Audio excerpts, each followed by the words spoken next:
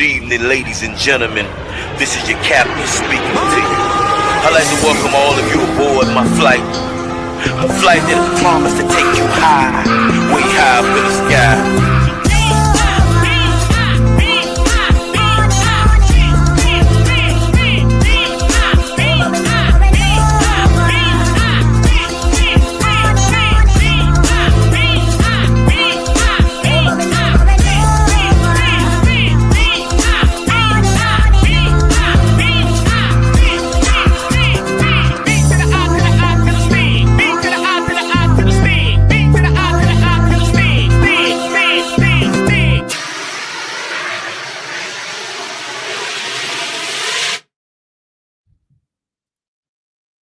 What's up, Kane Nation? We in the building, baby. Time to make it happen. A lot of people here. I'm not going to hesitate. I'm not going to bloviate, vacillate, or pontificate. We're going to get straight into it. The Miami Hurricanes are pissed, and guess what? They venting in the streets. Well, I'm going to lie a little bit. I'm going to go ahead and put the phone number up right now. Y'all might as well start backing up this queue right now, looking like the turnpike after a game. I'm going to let y'all get it off, man. Get it off your chest. If you get too far, go ahead. You got 2 minutes. But here's what I'll say. 862-799-9956. Go ahead and start calling in.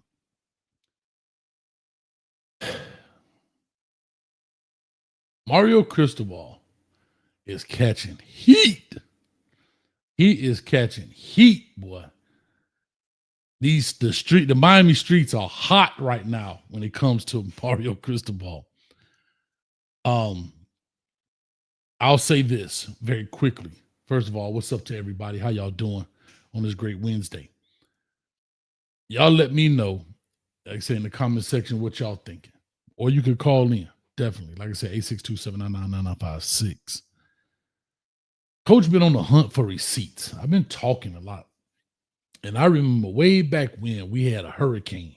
Hurricane Ian came back in 2022. Right after the Middle Tennessee State loss, first year Mario Cristobal's tenure. And I had my buddy on here, Coach Coop. It was real late. The show was called I Got Hurricane on My Mind. I got Miami Hurricanes on the left brain, and I got Hurricane Ian on the right brain. And I said something in that podcast or that show a while back, and I've been saying it for a while. As I put on the thumbnail, what happens when the fans turn on the prodigal son?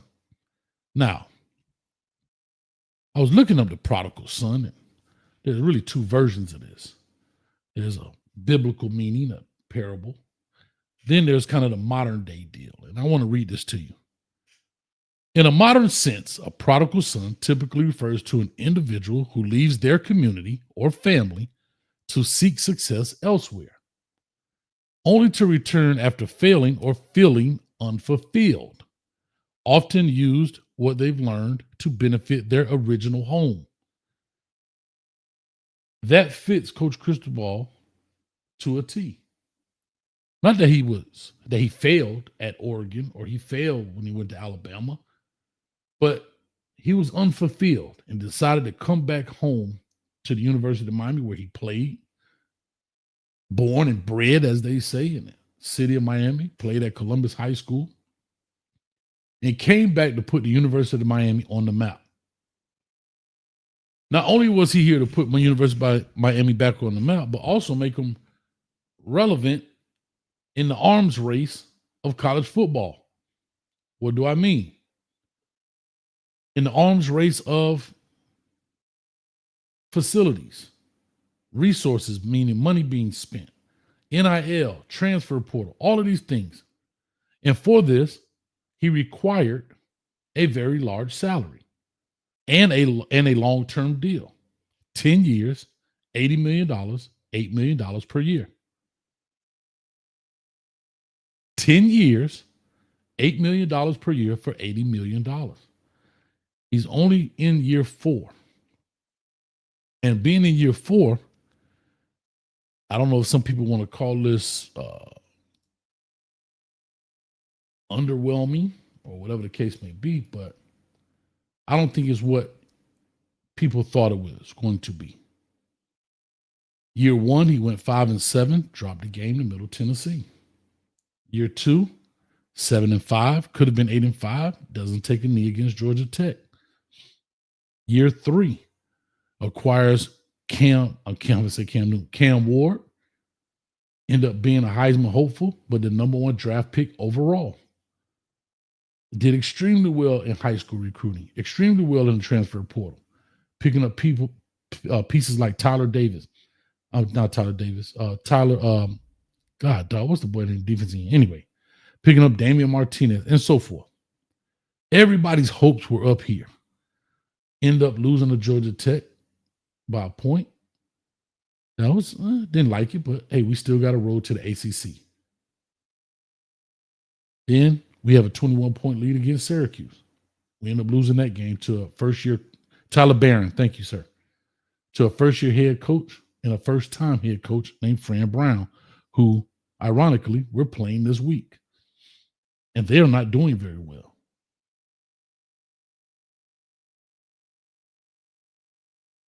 I asked a question a long time ago.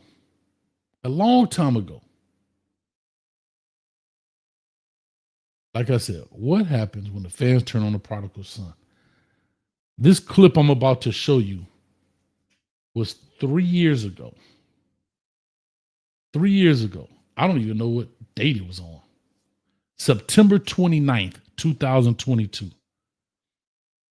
September 29th of 2022 is when this clip was made. I'm going to show it and share it with you guys. Let me know your thoughts. 100 people in the building. Go ahead and hit the like, share, and subscribe button. As well, I want to put this up here. Giving away 2 tickets to the Syracuse game. 2 tickets to the Syracuse game. All you have to do is hit the link in the pinned comment at the top. 2 tickets in the Syracuse game. We're not going to spin the wheel until we get to at least 60 people. If you're a season ticket holder, great. Jump on in. If you don't want to take the tickets, say, hey, coach, spin it again and give it to somebody else. But Canes, let's participate. That's all I'm asking. And right now, we only have 3 people. Come on, y'all. 3 people have joined. Take you literally 2 seconds. 2 seconds. Jump on in. The only thing I'm requiring is when we do it and spin it, you got to be here to call. You got to be able to call in. I give you 2 minutes to call in. That's it. That's all I'm asking. That's it. Come on. I'll leave this scrolling at the bottom. Let me go ahead and put this up here on the screen. This was a video, like I said, September 29th of 2022. Can I find it? Here we go. I want y'all to hear this. Not long. Shout out to Coach Coop in the building. Agree. And, I said something when this whole deal was going out and blah, blah, blah. And I said this. Knowing this process, knowing what it takes, I would have never guessed this, right? Like I would never guess the MTSU loss. Mm-hmm. I thought this loss would have come somewhere else down the line, but I knew a loss would come. Why? Because you've been through a rebuilding process before. I've seen it, done it, and understand how it works. And I've always said this: the first year, people will make excuses. But in year 2, what happens to the prodigal son when the people turn on him? That's the question. And people are already, I know some people are making excuses. To me, these are excuses. When you talk about players, that's an excuse. It is. We lost the game. When you talk about scheme or whatever, you could talk about scheme. It's Middle Tennessee at the end of the day. I don't care what anybody say, right? We have opportunities to win this game. The ball didn't roll our way. It's not an excuse. That's a fact. I mean, that's neither here nor there. I'll play it one more time for your mind, just so people can. I don't want people to hear that again. I asked this 3 years ago. I totally agree. And, I said something when this whole deal was going out and blah, blah, blah. And I said this, knowing this process, knowing what it takes, I would have never guessed this, right? Like I would never guess the MTSU loss. Mm-hmm. I thought this loss would have come somewhere else down the line, but I knew a loss would come. Why? Because you've been through a rebuilding process before. I've seen it, done it, and understand how it works. And I've always said this: the first year, people will make excuses, but in year 2, what happens to the prodigal son when the people turn on him? That's the question. And people are already, I know some people are making excuses. To me, these are excuses. When you talk about players, that's an excuse. It is. We lost the game. When you talk about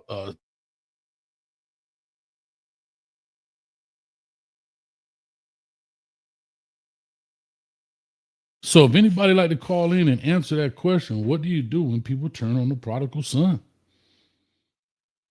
And that is clearly what's happening right now. People are not happy. We've spent a boatload of money, all of those different things for whatever reason. Where do people go from here? Where does the Miami Hurricane fan base go from here? And I say year 2. We're actually in year 4. Where do people go? And again, we're talking about a 10-year deal. There are some people out here saying, hey, I still believe we can do this. Fine. I understand. There's some people saying fire the dude. Well, it's going to cost you quite a bit of money. I don't think it's a fireable offense, but a damn sure a hot seat offense. What do you do going forward? Now, Coach Cristobal said as men, we got to face the music pretty much and get back to work. And that's a true statement, but I think it's an unfinished statement. It's a true statement, and yes, we are men. You have to get back to work. But we have to work more efficiently, be more productive in our work. We can't just work to be working. We can't say, hey, I did 19 hours in the office. Doesn't matter. At the end of the day, the win-loss column is what matters. And I'm very interested to hear from the people. I want to hear your gripes. And I think we all pretty much got the same gripe. But I also want to hear, where do you go next? Where do you go next?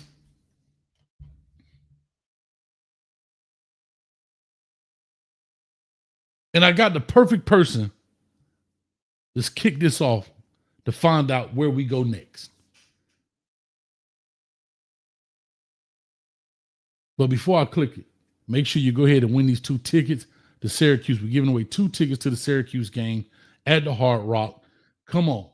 We already at 12 people. We got to get to 60 just to spin the wheel.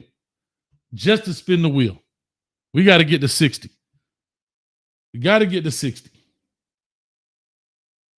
There's the wheel. It's spinning. We don't have no numbers up there yet. It's ready.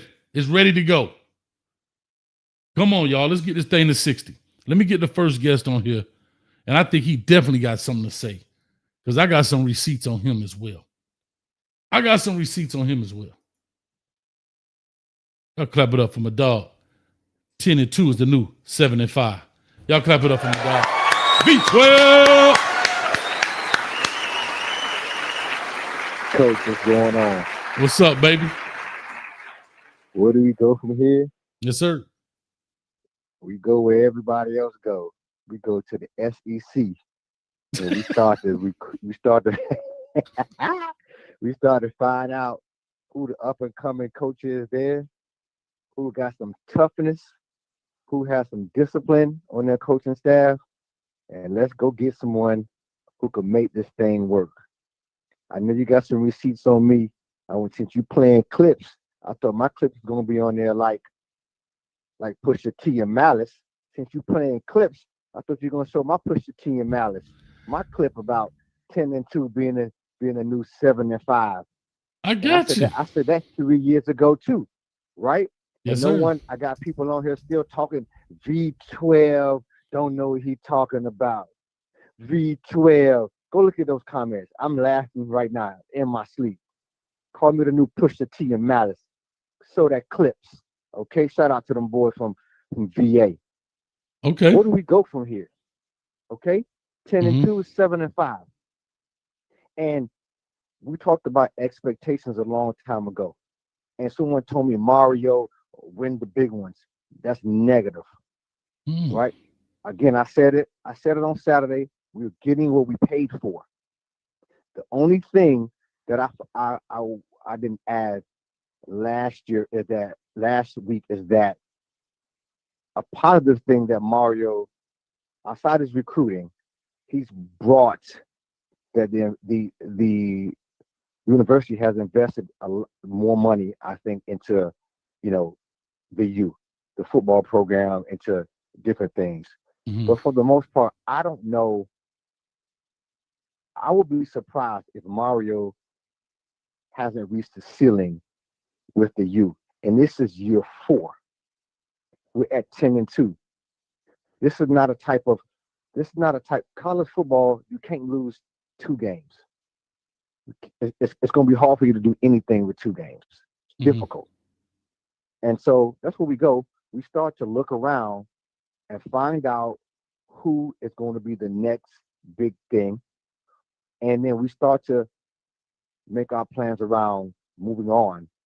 Now, I'm not saying we move on next year or this year, but I think we have to start really planning the exit strategy for Mario Cristobal. I think he's there for a reason, to kind of put spotlight back on the youth, to put some things in place. But like I said with Deion Sanders, coach, I don't think Miami's going to win a championship with Mario Cristobal at the helm. Just like I don't believe that Deion Sanders will ever win a championship at Colorado. I think he can win one, but it won't be, out west with them. I think the U will get back to championship form, but I don't believe it's going to be Mario Cristobal. I could be wrong. It's just based on what I've seen from him over the years, right? Past behavior predicts future behavior. I don't think it's going to happen. That's just my take on it. All right, real quick, you on the line. I want you to hear kind of your clip, what you were saying. Real quick before we do that, got to give love. Muhammad has become a YouTube member. Y'all clap it up. As well as the Jew's been a member for 26 months. Yesterday's price is not today's price. Is not today's price. Y'all clap it up for Muhammad becoming a member, baby. Muhammad, you've been rocking with us for a long time, bro. I appreciate it. Let me put this up here on the screen as well. I'm just gonna play a little bit of what 12 had to say. This was actually done. Let me see when this video was recorded. This video was recorded on June 12th of 2022. June 12th of 2022 was this video recorded. Y'all check my man 12 out right here, right quick. The Cristobal was like, hey man, this is what y'all don't have. And and don't go to Oregon unless they promise it to you.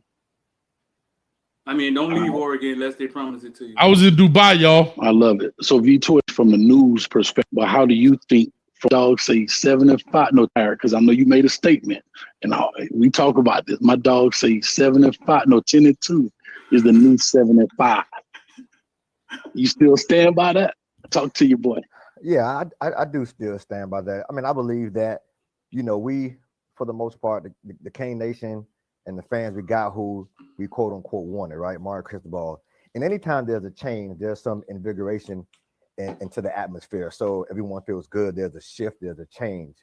But for me, I'm not saying my expectations are pretty much tempered right now, because as Mario Cristobal comes in, like he's gone different places, he has to prove to me as a fan from the outside looking in that he can make that jump to elite.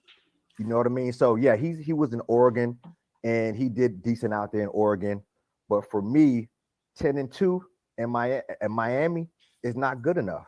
I mean, if you think about it, we had 10-2 before. We had 10-3 in Mark Richt, and the fan base really wasn't happy. So for me, and I'm not saying that he can't coach and we can't get to that level, but for me, based off why he was brought to Miami, based off his recruiting and his previous track record, unless he gets us to that upper echelon very, very quickly, to me, it's almost going to be a bust. I agree with Streeter. He's invigorated the city. Whatever they opened, they gave him the keys to the city. He's gotten a lot more support. He's got a lot more buzz in Miami. But that happens when Mark Richt came in with the same thing, when Manny Diaz came back with the same thing. So let's see how this translates this year. But for me, he has to show me different. You know what I mean? Hey, 10-2, still 7-5 in my book, because we gotta win. We gotta win. We have to win, and we have to win championships, divisions, and championships. That's all he comes here. That's all he's coming here to do is win divisions and championships. That's all I'm saying. He could miss me with that 10-2, 10-3. You have to win. You have to win. Bottom line. Woo, 12. You on that fire right there, boy. Oh yeah, and ain't nothing changed. Nothing changed, Coach. You see, that's the difference, right? Nothing changed, and that was 3 years ago. He's brought here for one reason, Coach, and right now he's not getting the job done. And you can have people out there, they're gonna fight. Oh, and miss me with it. We still having the winning record, but that's not what he was brought here for. And we know that. If you think Mario was brought here for any other reason but to win the ACC championship or to win a national championship, you are bugging. That's an old school word. Shout out, bugging. Shout out to the guys up north. You bugging, and he's not getting it done. Someone in the chat spoke about they spoke about Ryan Day. Let's stop comparing Miami and Mario Day to other coaches like that. When Ryan Day loses, he's not losing to MTSU. He's not losing to unranked teams. He's losing to teams who are tougher in their division.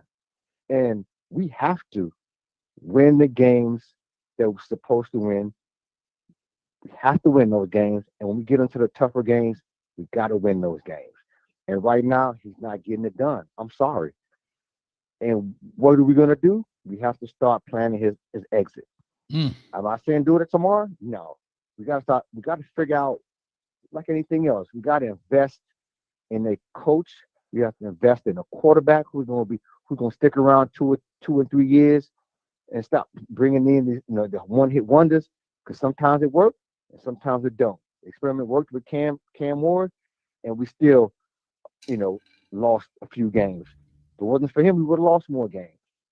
So people, we got to be let's be frank about it. Right now, he's not getting a job done. I'm grading him out at a C right now, and the only reason why I'm doing that is because a low C is because for the most part it's a winning record, but I'm not satisfied at all.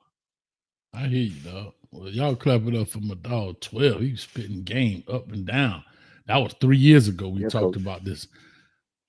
10-2 is the new 75. And so let me ask you a question. How you feel about 10-2? Well, I said it when you said that, even last year. And I don't want to, it is what it is. 10-2, 7-5. Here's what's crazy about that. A 10-2 record, I want y'all to understand what it gets you. It still gets you to the Pop-Tart Bowl, which Manny Diaz got us to at 8-4. So on paper, 10-2 is here. But at the end of the day, you receive the same prize. You get what I'm saying? You got a lifetime supply of Pop-Tarts. We are projected right now to go to the Pop-Tart Bowl again and play a Big 12 team for the third year in a row, and hopefully we win it. But to your point, 10-2 is the new 7-5 right now. And to your point as well, 12, he was brought here to win championships. And I think you and I can both agree, we're not even speaking of natties right now. We're just talking about getting to the dance. That's it. I think that's a fair expectation. I really think that's a fair expectation. Get us to the dance. I want to cut up the road. Hey, I want to cut up the dance floor. Stick and move. That's it. I want to go to the dance. Then we can worry about winning it. Now, people say, well, coach, if you go and don't win, you still ain't going to be happy. You're right. But at least we've reached a milestone. If 10 games was a milestone in this contract negotiation, then that's a low bar for a coach. With all of the talent that we have, all of the money we're going to put in. I'm not saying you can't get 10-2, but when you put it all together in its totality, the amount of talent, the ease of schedule, the teams we had to beat in order to get to the dance, I mean, you got to be a grasshopper to get under that bar. That's a low bar, bro. That's not high at all. It's nothing to get under that bar. I mean, is that a fair statement or Right. no? Yeah, it's a very fair statement. And make no mistake about it, Coach. Here's the crazy thing. It went from what was it 4 teams in the playoff or 6 teams to 12 teams, and we barely missed it last year because we couldn't get in, and now they expanded it, and we still may not get in. So what's gonna happen again when it goes to 16? We're gonna still be on the outside. We're gonna be 17, or we're gonna be 18. You know what I mean? Like they making it easy for us. It's actually getting easier to get into the playoffs. It's getting easier. And we still can't make it out of 12 teams. Out of 12 teams. That's unacceptable. It's unacceptable. I hear you, bro. 100%. So I just want to call in, My and dog. that's where we go. When they turn on the prodigal son, you gotta start looking outward. Let's figure out if this thing. Sometimes you got to make the tough decisions, and there's a lot of money on the table for them. So I don't foresee it's going to happen. They may give them another shot or two this year, next year, maybe. Well, it's a money thing, right? It's a money thing. By year 6, oof. If we're still talking about this by year 6, it's going to be tough for people to really, really have. Sir, by year 6, 12, I want to put it. See, I like to put things in perspective. Do you know by year 6, 12, I'll be damn near retired? See, people don't put things in perspective. We say numbers sometimes, but put it in real term, in real life. Do you know by that year I will be away from a fake gold watch and some runny eggs and some stinking breakfast in a hotel ballroom, talking about thank you for your service? Yeah, and also the wingtip church shoes with the high church socks with shorts on. Come on, that cut your circulation off. Yes, sir. A Christian hat. Yes, with a Chat GPT acceptance speech.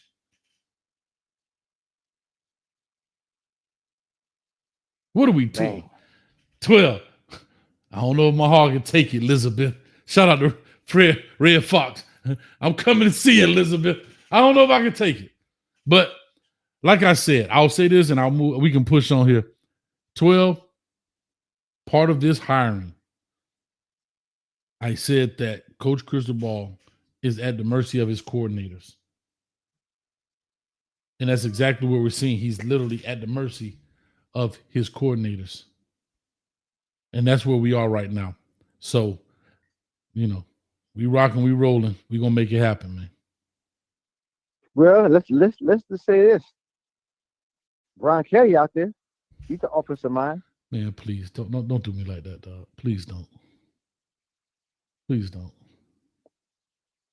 If Brian Kelly come to Miami in any form or fashion besides going to the beach, I'm out. I'm gone. Not as head coach. Not as head coach. I don't even want him. I don't want him nowhere around this junk. Man, that dude made my back itch. See, but I think those are the type of individuals. I'm not saying him per se. I just threw a name out there, but sometimes you gotta shake it up. You need some of these high quality coaches who've been head coaches, who've been coordinators, and I had to cut the fan on. I had to cut the fan on for that junk right there. You just said. Say it again. I had to cut the fan on in the room for that junk you just said. Man, got me hot. A personality who can rival Mario's personality, but also who has the expertise and the experience and the wins as well. Bring him in as somebody. They already got 100 consultants. Bring him in as a consultant. But those are the kind of minds I think you need in the program. I hear you. That's just my opinion. I hear you. We're gonna chop it up, man. Well, 12, let me push on, man. We looking like Palmetto right now, boy. On 836. All good. Much love, dog. All right, bro. Yes, sir. Yeah, how about you? My dog. Yeah. I'm a dog V12. Y'all see him all the time. AKA Bag Man. He will not be allowed to show his face I'm saying it here publicly. He said he got to consult with me, but you ain't got to consult with me. I'm telling you right now. You're going to wear that bag until we go to the ACC championship. You will wear that bag the rest of this year because we ain't going, and all the next year until we win the ACC championship, 12. You are the bag man. Anyway, Hurricane Millie. I'm not sure what you say here. We're, I guess, being out-coached, Coach, plain and simple. Appreciate you for the 189. Skinny for the 305. Hey, Coach, do you think we have selective discipline for Mario? That's a great question. I don't know, bro. On the surface, it looks like it. It appears to be that way. But I think all coaches have some of that. And that's really hard about being a coach. That's an excellent question, Skinny. But I'll say yes. I will say yes. I will say yes. Hurricane Millie for the 49. We've been out coached for 20 years. When will it end? Call Miss Cleo and get the curse off. I think Miss Cleo doing 10 to 20 somewhere in Kansas right now. But Hurricane Millie, like I said, bro, we all thought the nightmare was over. Let me get this thing rolling here. Like I said, go ahead. We already at 20 people. We got to get to 64. We can spin the wheel for the 2-ticket giveaway for the Syracuse-Miami game. Go ahead and chop it up. Let's make it happen. Let's go. We got Get Up Brown on the line. Talk to us. Coach, what's going on, Coach? I'm good, baby. What's on your mind, bro? Not much. I just feel like when it comes to this, Uh-oh, your phone broke up. Get up. Get up. I mean, Mario won't live back in the day where you just want to pound, run the ball, and run the clock. This is not the day and age for that. I mean, you got to find you a high-powered offense coordinator that can run pistols, that can run jet sweeps, that can run in and around. I mean, that get the ball down the field. All this running the ball and running the clock, trying to get the defense, the whole team to 19 points, as long as you score 20. Come on, man. That's not gonna make it in this day and age. You gotta speed it up. Mm-hmm. And that's our biggest problem. I mean, Beck probably is not Dawson's quarterback. They just got it because he was out there. Now I will say this because I'm all about solutions. I love the fact that we can state problems, but let's state potential solutions. My dog V12 say Brian Kelly out there. I might have a real solution for you, but go ahead. What's your solution? Well, I heard the name Ken Dorsey. Okay. Could that possibly be a solution? I mean, we just need somebody to speed this up. Hold on. We just need somebody to speed this offense up because the defense play better when we score points. But they can't play better when we ain't move the ball downfield. Then they gotta get back on the field. Mm-hmm. We gotta move the ball. 3 and outs, have a long drive, kicking the field goal. That ain't gonna work. You gotta score touchdown. And with Beck, I mean, I just don't know, man. I don't watch a lot of Miami football, but man, this is disgusting. Let me ask you a question. I want to make sure I'm looking at this correctly. What do you think? And I'm bringing this up right now. It looks like Mike Locksley about to get fired from Maryland. He was an OC at Bama. I think he coached with Mario for one of those years. I don't know how good of a head coach he is, but what do you think about him even maybe as the offensive coordinator? Coach Hayes throwing that out there first. They work together. He's part of that quote-unquote Saban rehabilitation, former head coaches becoming coordinators. What do you think? And Maryland has put up some numbers. They just can't win the games. Well, thing about it, will Mario let him be the OC and get out the way? I don't think Mario. I think that's a big fallacy. Can I say this, Get Up Brown? Okay. I believe this in my heart of hearts. I firmly believe that Coach Cristobal is not interfering with the offense. I do believe that Coach Cristobal stated what he wants to do from a philosophical standpoint. But I don't believe he's interfering with calls during game day. I don't believe he's interjecting at halftime. He may ask questions. He's the head coach, as he should. But I don't think he's like, Shannon Dawson, run the inside zone right here. I don't believe that. I do not believe that. People can say what they want to say. Go ahead. So that's Dawson just run the ball, just straight up the middle all the time. Go look at when he was at Houston, his run game. Go look at when he was at Kentucky, his run game. Go back, spend y'all time, for not just you, but to the people that can hear the sound of my voice. Y'all go back and look and see. Y'all go look and see his tendencies as a coach. Y'all go look and see. I don't believe that Coach Cristobal, and through the time I worked with him, when he worked with Tim Cramsey, and again, I'm a defensive side of the ball, but I've been on the side. I've never seen him interject. Now, I've seen him at halftime. Hey, guys, we got to be more physical at the point of attack when running the ball. We got to catch the ball. We got to make the plays. But I've never seen him.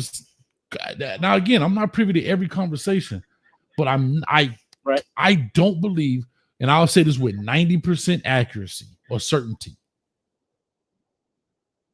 that he's interjecting. I really don't. I believe he may say, hey, I want to do these type of things. But when it comes to game day calling, think about it. Every time you see Mario Cristobal, have you ever seen him?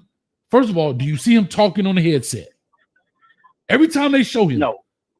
Have you ever seen him, except last week, ever interact with Shannon Dawson on the sideline? I have never seen him interact until the camera showed Shannon Dawson upset on the sideline, and he wasn't, in my opinion, cussing Cristobal out, because you could see the interaction.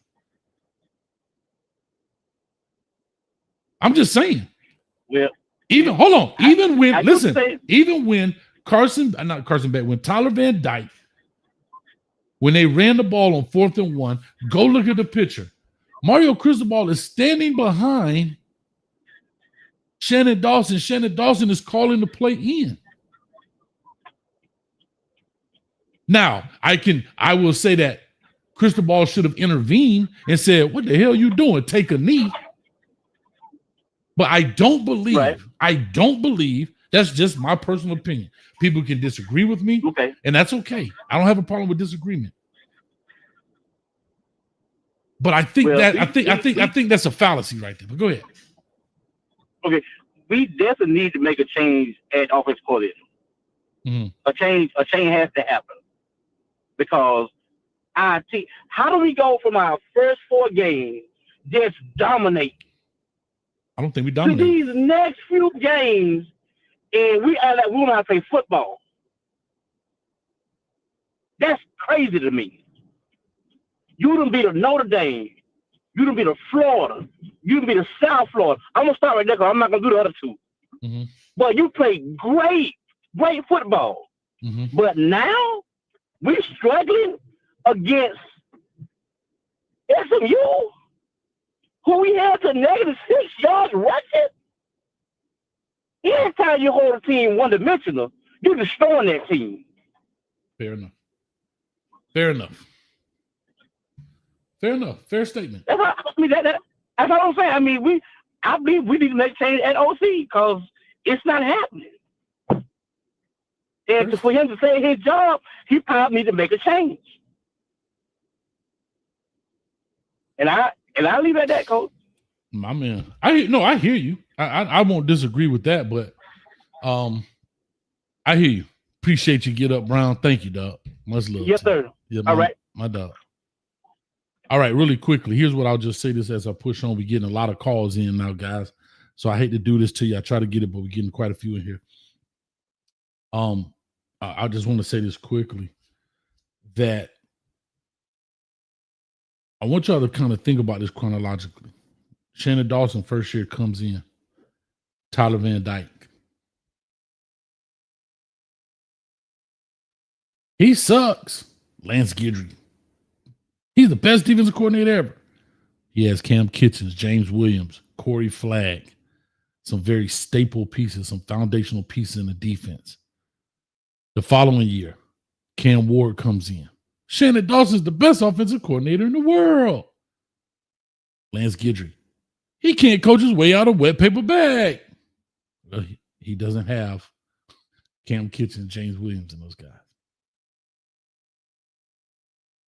Then this year, you have Carson Beck. Shannon Dawson sucks. Heatherman comes in.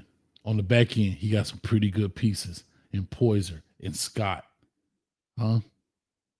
Xavier Lucas. On the backside there. Right now, everybody, Corey Heatherman's everybody golden child. Corey Heatherman's the man. I keep telling y'all, this is about players. This is about players. Don't get it twisted. One day you on top of the hill. The next day you on the bottom fighting your way out. Let me get this thing rolling. I got to push this deal on. Let's go, man. Oh, my bad. You back on here. Get up. Let me cut you off. My bad. All right, Coach. Yeah, my bad. I hit the button. Well, I do that chant for the 1999. Then y'all clap it up for the 1999. Got to get a new OC. Dawson is decent, but he doesn't have enough in his bag. Once coaches figuring him out, our season goes downhill. Seems he doesn't adjust, scared to deviate from his Tennessee. Go Canes. Thank you, Chan, for the 1999. Thank you so much. Real quick, guys, y'all go ahead. I don't know why we stopped getting these tickets to the Syracuse game. I'm giving them free now. We got to get to 60, and we only had 20. We got 40 to go. Damn, somebody trying to give you some free tickets, and we won't even just sign up for them. I don't care if you're out of town. Sign up for them and give them away to somebody else, or tell me to give them away to somebody else, and I'll spin the wheel again. Let's stop playing. Come on, man. Anyway, I got Poole in the building. Poole, what's up? What's up, Coach? How you doing, man? I'm good, brother. I'm good. I'm calm down. When you caught me after the game, boy, I was 38 hot, boy. I see. Fuming. I see. I done calm down some. So you got a little. But man, about the whole statement about, was it the coveted son? The prodigal son. Uh-huh. The prodigal son. Mm-hmm. The way I feel about that, I guess when it's not working out, man, that's when I guess he got a game plan. He's executing. He's a great coach in the aspect of getting players the type and size that should be here. But you got to show improvement on a lot of these players. That show growth. Like quarterbacks, we got to get out the portal. We ain't never gonna grow these young players up this speed because we ain't never up ahead enough for them to swap out for a player to get a whole enough a quarter to play. Mm-hmm. Emma Williams got how much burn this year? Not enough. Okay. Because we in a dog fight every chance, which is unacceptable for out of the talent gap we have between us and the teams we play on our schedule. Mm-hmm. And the ACC. You can't tell me SMU is more talented than us. Mm-hmm. You can't tell me Louisville is more talented than us. So it's not a talent issue. It's not the Jimmys and Joes. It's the X's and O's. Mm. Either it's not being executed how the coach wants it to be played from the player, but that's on the coaching because it's your job to bring them up to the speed you want them to run the play at. Correct. As a coach, right? That's correct. 100%. And if the play is too complicated, your job is to adjust so they get a different play, which they can run at full speed. 100%. I'm fed up with being out coach, man. When is enough? When is mediocre acceptable? That's a big one right there, Pooh. Here's what I'll say, man. This is the butt I was talking about. This is what we had to eliminate. This is what we had to eliminate. Yeah, I agree with you, Coach. I know, and that's what makes me so much more frustrated because at the beginning of the year, you see what could be. You see what's out there. It's in grass. But then you look down and you see someone out there chopping your ladder down. That's tough work right there. That's tough work right there, man. Well, Pooh Dog, I appreciate it, man. Let me get this thing rocking. Let me get this thing rolling. Hey, you gonna kick me out for my minute already up? Lee, it's What a hard minute? business out here, man. Showbiz, boy. Man, that thing was running. I thought it ended. Nah. It wasn't flashing. Oh man, you give me tickets without the meter? Oh Lord. All right, Coach, man. I'm gonna let you go, man. God damn, y'all tough out here on old Coach, boy. Kobe trying to live, man. I be trying to get this thing right, man. I pressed the button hella late, dog.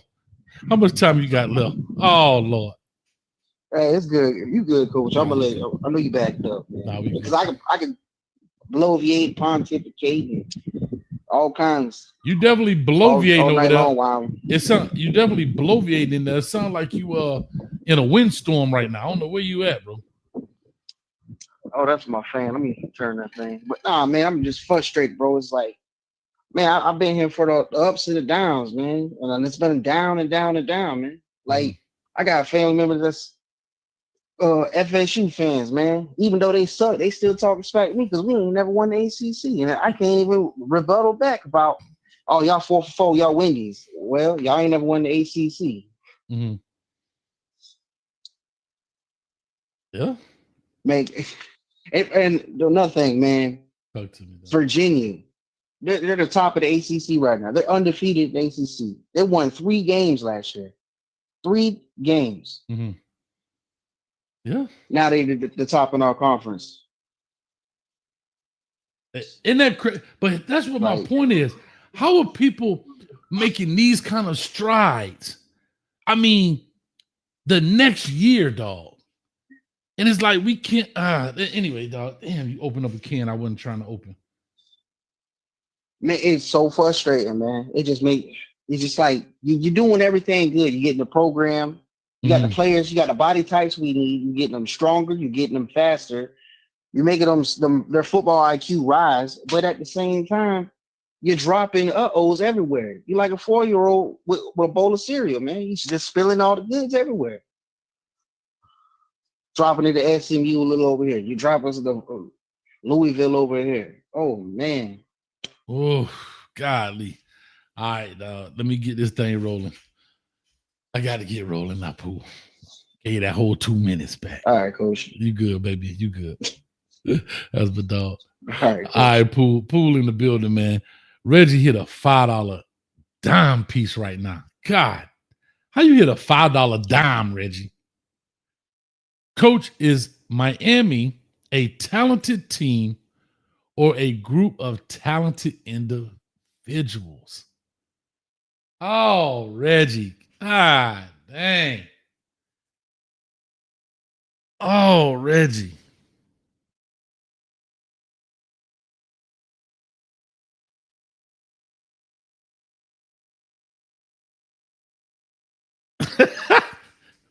Boy, I ain't never really been this silent in my life, Reggie. That's one of them you got me questions. Is this a talent? Do me a favor. I don't have an answer. Put it in the chat.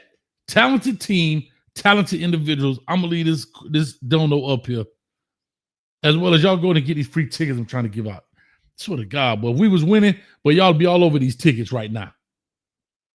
God, ain't on it. All right, let me get my man in here. Get Up Brown. Been a Cane fan since how long? 1983. Man, you must have felt me over here salivating. You know what? I want to be as calm as possible because I want to be understood more than anything. And I've been a Cane fan since 1983. And I'm going to skip up to where we at now.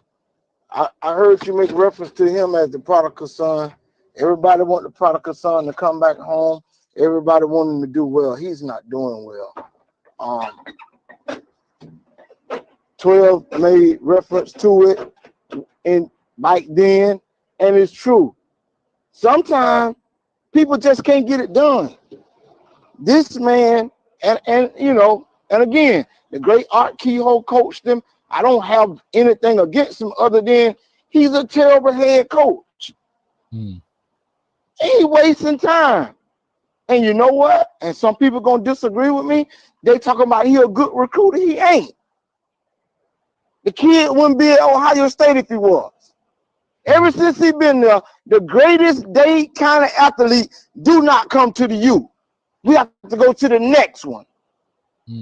So they attach that to his name. Recruiting don't win football games. In-game coaching, preparation from week 1 until the end.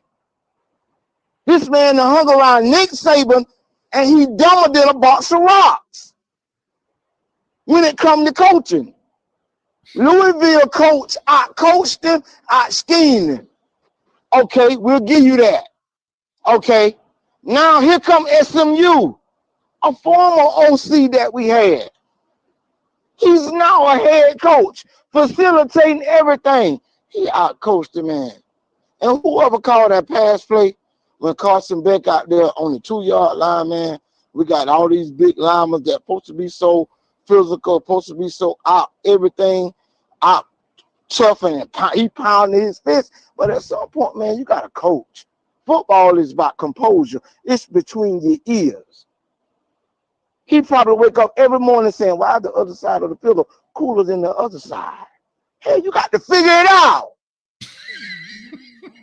Brian Day at Ohio State, they offensive line ain't jumping outside. That's dumb football. And I'm not trying to be harsh or disrespectful, but somebody got to call it what it is. I done seen the great OCs. I done seen the great head coaches. He ain't won. So we need to get over that. Why are we going to hold on to him?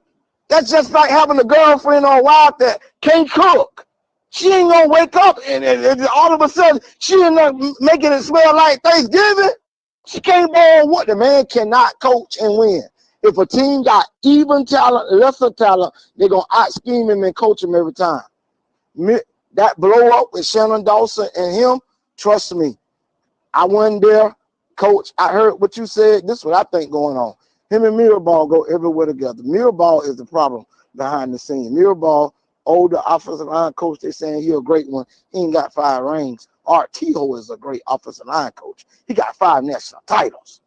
He got endless guys, first rounders. Brian McKinney didn't give up a fight in 2001. So what made Mirabal so great? Because he, Mario Cristobal, homeboy, our best friend.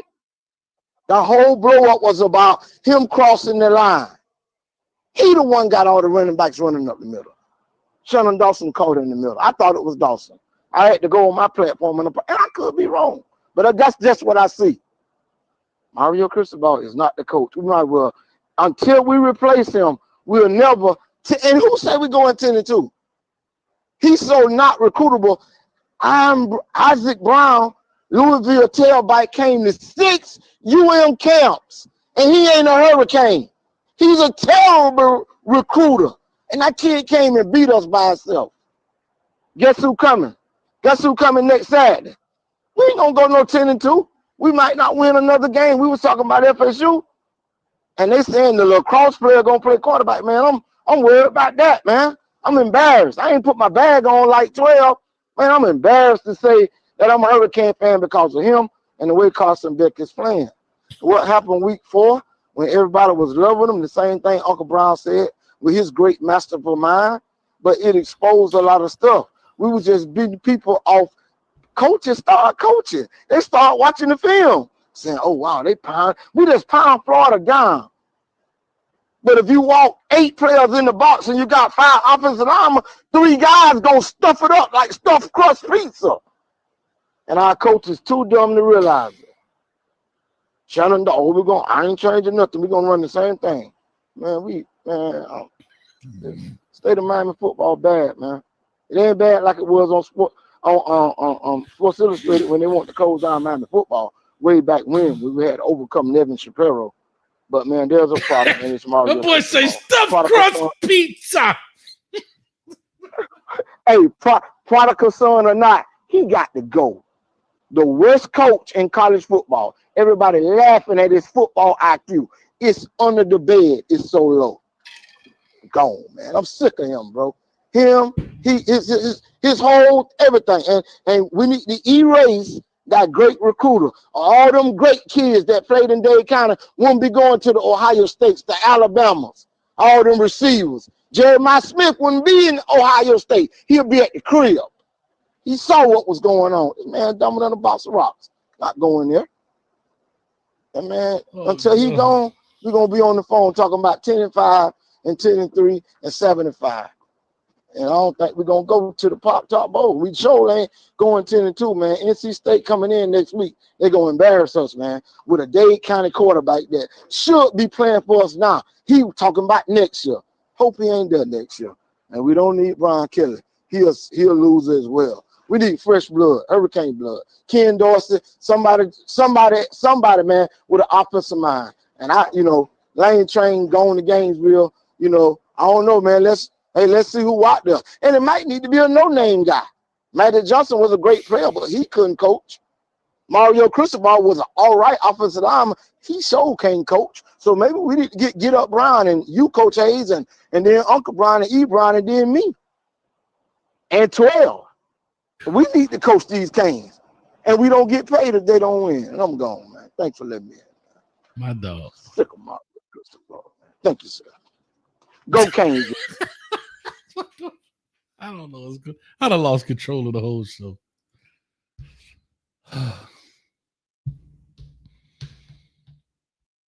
I done lost control of the whole show.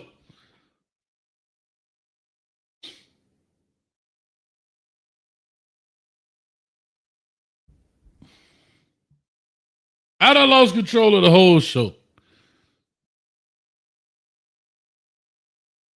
Oh, that's too funny. Man, we on here. I got to, y'all. I know y'all want to get on here and talk. We got some members on here. But real quick before I do, man, we at 25 right now. Y'all stop playing with me, man. Look at this, man. I got it on the board for y'all. Look at this. I already got the numbers on here. We got to get to 60, y'all. We got to get to 60, y'all. We ain't got enough numbers up here. We got to get to 60. Y'all go ahead and hit the pin comment. 2 tickets. Miami Hurricanes versus Syracuse Orange. I don't know you call them men or women. I don't want to discriminate. I don't want to mess up nobody. So we'll just call them Orange people. Anyway. Y'all too funny, boy. Y'all too funny, boy. I'm going to let that thing spin for a minute. All right. Chris Kane, man, come on, talk to us. You got 2, baby. Come on. Chris Kane, go on once. Yes, sir. Yes, sir. Yes, talk sir. to me, yes, man. Sir. What's understood don't need to be explained, Coach. Hey, you can speak up just a little bit, man. The people got to hear you. Go ahead. On my back. You good. I said, what's understood don't need to be explained, Coach. Mm-hmm. You know what I'm saying? I mean, we know what it is. Mario don't know what the hell he doing. He never knew what the hell he knew what he was doing. He's not an X's and O's guy. He's a decorated offensive line coach. Okay? Mm-hmm. That's it. Who was that? Get down? That was Get Up, Brown? That was Get Down, Brown. That was his own? That was Get Down, Brown. Get Down actually got down. He told the truth. You know what I'm saying? Mm-hmm. Like, come on, man. Like, what are we doing? We in year 4 and ain't going no damn way but to a damn Pop-Tart bowl and lost. I haven't eaten a Pop-Tart since. That should give me, man, that should give me PTSD, Coach. It shit don't make no sense, man. Sorry about that, brother. It don't. I'm telling you, I can't even look at a strawberry Pop-Tart without getting shakes. For real. It's ridiculous, man. You do nothing. Okay, year 1. You gotta go ahead and get your guys out. Okay, cool. Year 2, come get your damn kids. Come get them. Okay, year 3. Now you're doing better. Now I will say he's done better every year since he's been at the University of Miami, but he also does stupid stuff since he's been there at the University of Miami. How come Sarkisian can go within year 3 or year 4 of him being in Texas, go to the SEC, go to the ACC championship game? Even though he lost it, but he went there in his first year. Why we can't do that? And we got talent just as good as they do, if not better. All right, let me ask you this, though, Chris, as I push on. Let me ask you a quick question. Sure. And I understand everybody wants to get their gripes and they want to ask the whys. And I think we've asked all of the whys. I think everybody's on the same page. My question is, what happens when the people turn on the prodigal son? What does this mean? Because we could gripe all we want. My question is, what's going to happen? What happens next? Getting his ass up out of there. That's what's gonna happen. Mario should know how this works. Hell, he played at the U, and look who he played under. He knows how this works, but he act like he don't know nothing. Mm-hmm. So you're going to be held even more accountable because you actually played here. You actually know what the format is. You actually know what the blueprint is. None of this crap was done back in the day with this coaching. You were being held accountable for the things that you did and what you didn't do. Mm-hmm. That's the learning. And then you, with the learning tree that you've been under Nick Saban, he said something the other day that was in one of his interviews. He said, yeah, I'm happy about the win, but I'm not happy about the result. He said, let me explain what I mean by that. That means that basically, yeah, we went out there and we got the win of what we needed to get done. He said, but at the end of the day, it was bad play and we just got by, and I'm not happy with that. So yes, even though we won the game, I still feel like we lost because we lost the way of a culture. Mm-hmm. We lost the way of the culture. Okay. Nick Saban said this. I got you. Okay. What does that mean? Mario, shape up or ship out, bro. $60 million buyout, you'll be bought out. If somebody wants you gone, you'll be gone. I promise you. I know you got other members on coach. Yes, sir. To come in, man, meet my crab dip and crackers, and watch me some TV, man. And as always, I'm gonna listen to the show. And as always, man, oh yeah, guys, man. Go Appreciate Canes. it, man. Thank you. I'm out of here. South Coast Kane in the building. What's up, baby? Y'all tough out here in these streets, boy. All right. Member Jamel from DC, what's up? I'm trying to get the members first, of course. I see other people calling in like 1761, 2855, 753. I see you guys, but I definitely got to give a member. That's a perk of being a member. You get to skip the line. So I got to go through the members first. Talk to us, Jamel. Coach, what's up, man? What's up, man? A couple things. I even wrote down my notes for you, Coach. Uh-oh. Check it out. All right. First thing first, man. For the fans that's a little emotional right now, I feel that, but money talk, BS walk. If Mario got the right backing behind him in Miami, and the people that's the big spenders are supporting him, he ain't going nowhere right now. So we could just cut that out. Thank All you. right, now to what I really want to talk about. Mario is not an offensive coordinator.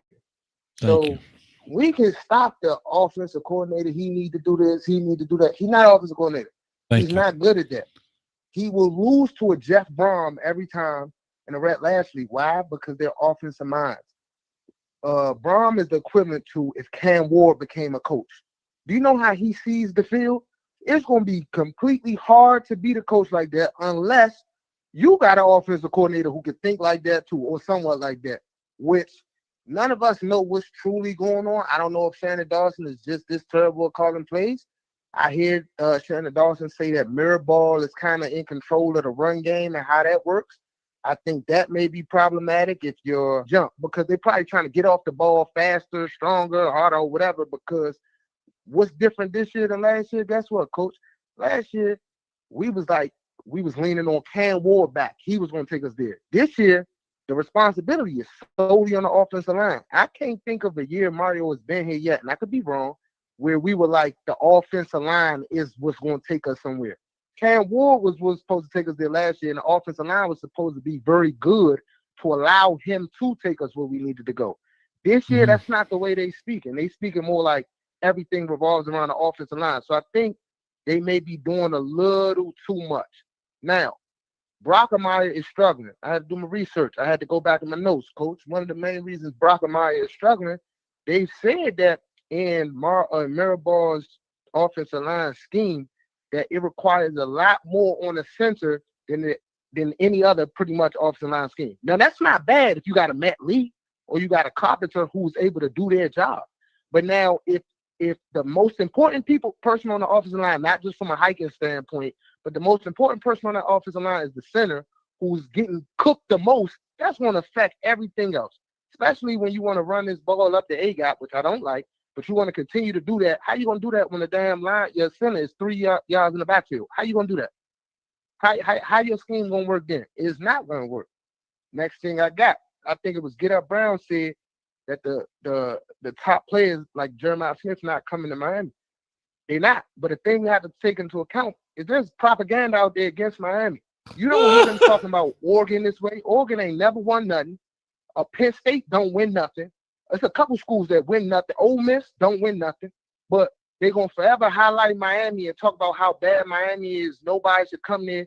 So these recruits, they talking to Miami like, y'all got to win the championship before I come. Do they say that to anybody at Oregon? No. Do they say that to anybody at Penn State? No. Do they say that to anybody at Ole Miss? No, they don't. So we got to take that into consideration. Not saying that it's okay, but saying that the narrative they paint, y'all know the media hate Miami. So what they're going to do, they're going to keep throwing salt on injury. They don't want them top players to come here. They're going to make it hard. Now, does that mean I think Mario could do a little better in recruiting? I don't know what else he could do, but sure. So that leads to my next point. Oh, my What God. you think, Come Coach? on, Jamel. Let's go. Let's go. Come on. I'm cooking right now. I know you're cooking. And at the end of the day, we have to realize if Mario ain't a good X and O coach, this is the only solution to that. The only solution to that is I don't think Mario is any worse than a damn Ryan Day. I think Ryan Day sucks. You know what Ryan Day did when his back was up against the wall? They bought in a Brinks truck, and Ryan Day said, I'm going to go get Chip Kelly. Why? Because Chip Kelly and Nick Saban was a great X and O coach. But if you notice what Nick Saban did, Nick Saban would have offensive coordinators and defensive coordinators who were head coaches in their own right. So he brings in Chip Kelly, who was a coach at Oregon, killing. Who was a coach in the NFL, killing. Who was a coach at UCLA, ain't do the best, but his rap sheet was like, he knows how to do this. He done seen everything.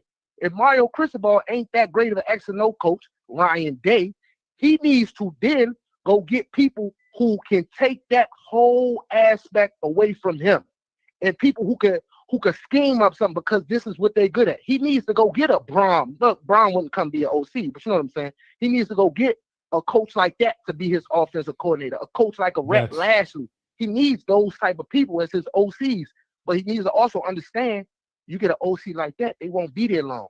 So then you have to create that pipeline where OCs know, hey, man, I just got fired from, let's say, Utah, but I need to get my next head coaching job. I'm going to go work under Cristobal for a year or two. I know we're going to win, and then that'll get me my next gig. He has to create that pipeline. Why? Because we know he's not that good of a offensive coordinator. So he's not that good of an offensive mind. So he needs somebody to do like that. We can't expect the offensive line head coach to be an innovative offense. Is the guy from Georgia Tech innovative on offense? Brent Key? Hell no. He's not innovative on offense. It's just hard to stop them some kind of weird type of way. They keep the game low scoring. And my last point, I gotta go, Coach. Hold on, you gotta go. All right, go ahead, Jamil. I'm gonna let my last point, Coach. I think a thing that's hurting us right now, we talk about these young guys not playing. Cam Ward was such a blessing to us last year, but he was a curse in this regard. Cam Ward, when you get these quarterbacks that's only coming for a year, they got to get to that lead. They don't got time to be fooling around and putting young guys in the game with them because they need these stats and they need these accomplishments so they can go where they're trying to go.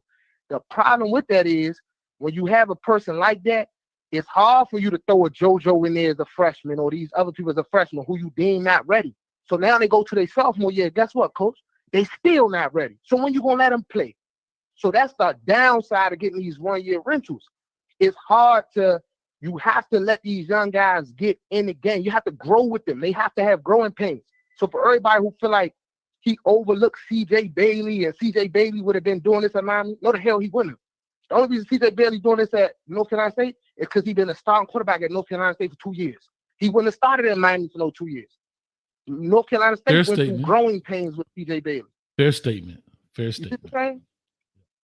All right, I'm going to let you do your thing, Coach. I ain't going to cook them up too long. I'm going to listen to what they got to say. All right. Shout out to Jamel from D.C. Appreciate you, dog. My dog. Yes. Hey, that boy had the pen and the pad out, was taking notes. Only thing I will say, the only pushback I will say about Nick Saban, he's correct in regards to the offensive guys. But on the defensive guys, I don't think any of those guys were former head coaches. Maybe who was the guy we had at DC? He's the only one I know that had head coaching experience that came in. God, dog, I can't think of his name. Kevin Steele. Other than that, Nick Saban pretty much gets a lot of no name DCs. Jeremy Pruitt, he was on the staff, came from high school, from Hoover High School. What's my man with the little perm in his head? He over there, Ole Miss now. I forgot his name. Came from UTSA. He was a DC. Kind of no name guys.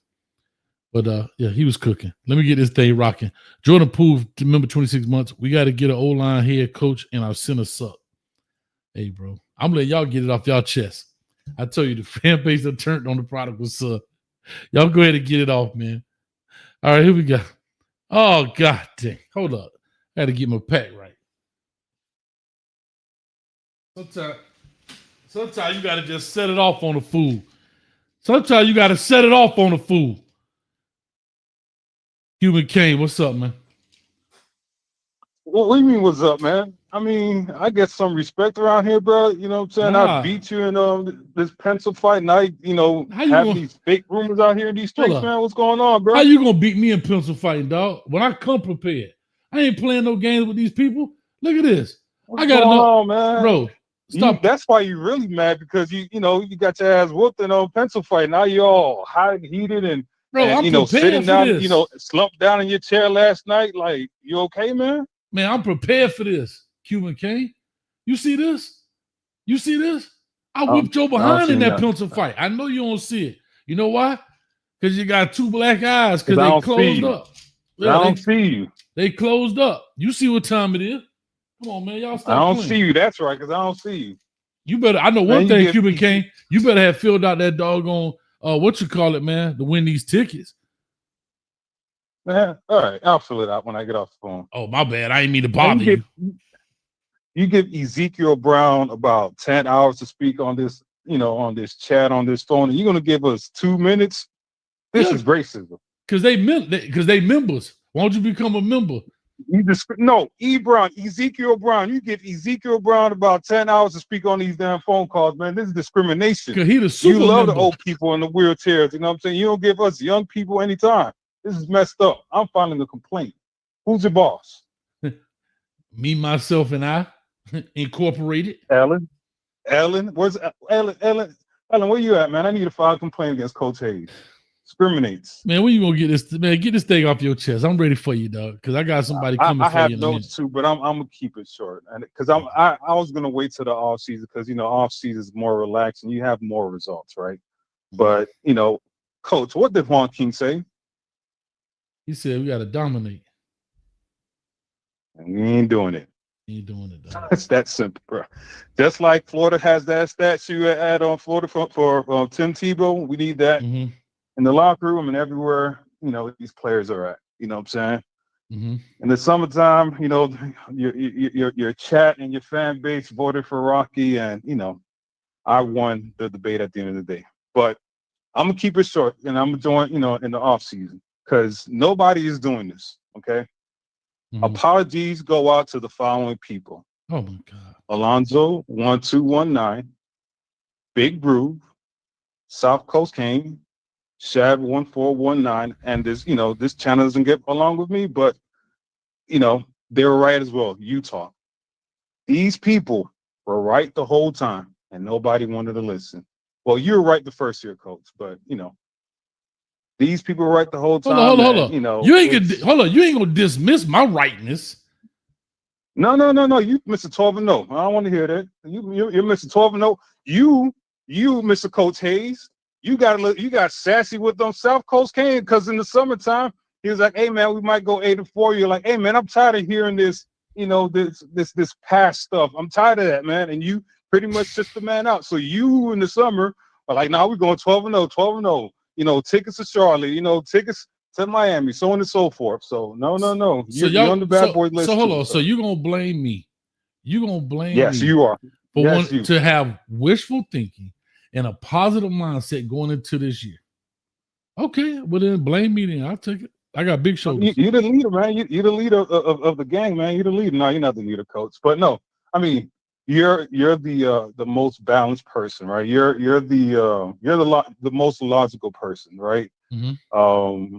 It's like where politics is like you have your far left and your far right. You know what I'm saying? But you're centralist, so I'll give you that, Coach Hayes. But I appreciate it. you know, I just want to apologize to those people, those good people, because they've been telling everybody, and you know, they're just called haters, Manny fans, so on and so forth. And it's like, nah, man, just use your damn eyes and you'll see what the hell's going on. You know what I'm saying? But you know, I have a lot of fixes, a lot of things, but you know, you have a lot of calls, and I'll come in the off season to chat it up with you, and we have a long discourse. Because listen, the off season coming soon. Yeah, I know. Well, off season coming soon. One thing. I have. Hey, this is one thing I want to ask you, because there's a myth that I want to bust. Right. Okay. I keep hearing that Mario's is an elite recruiter. Right.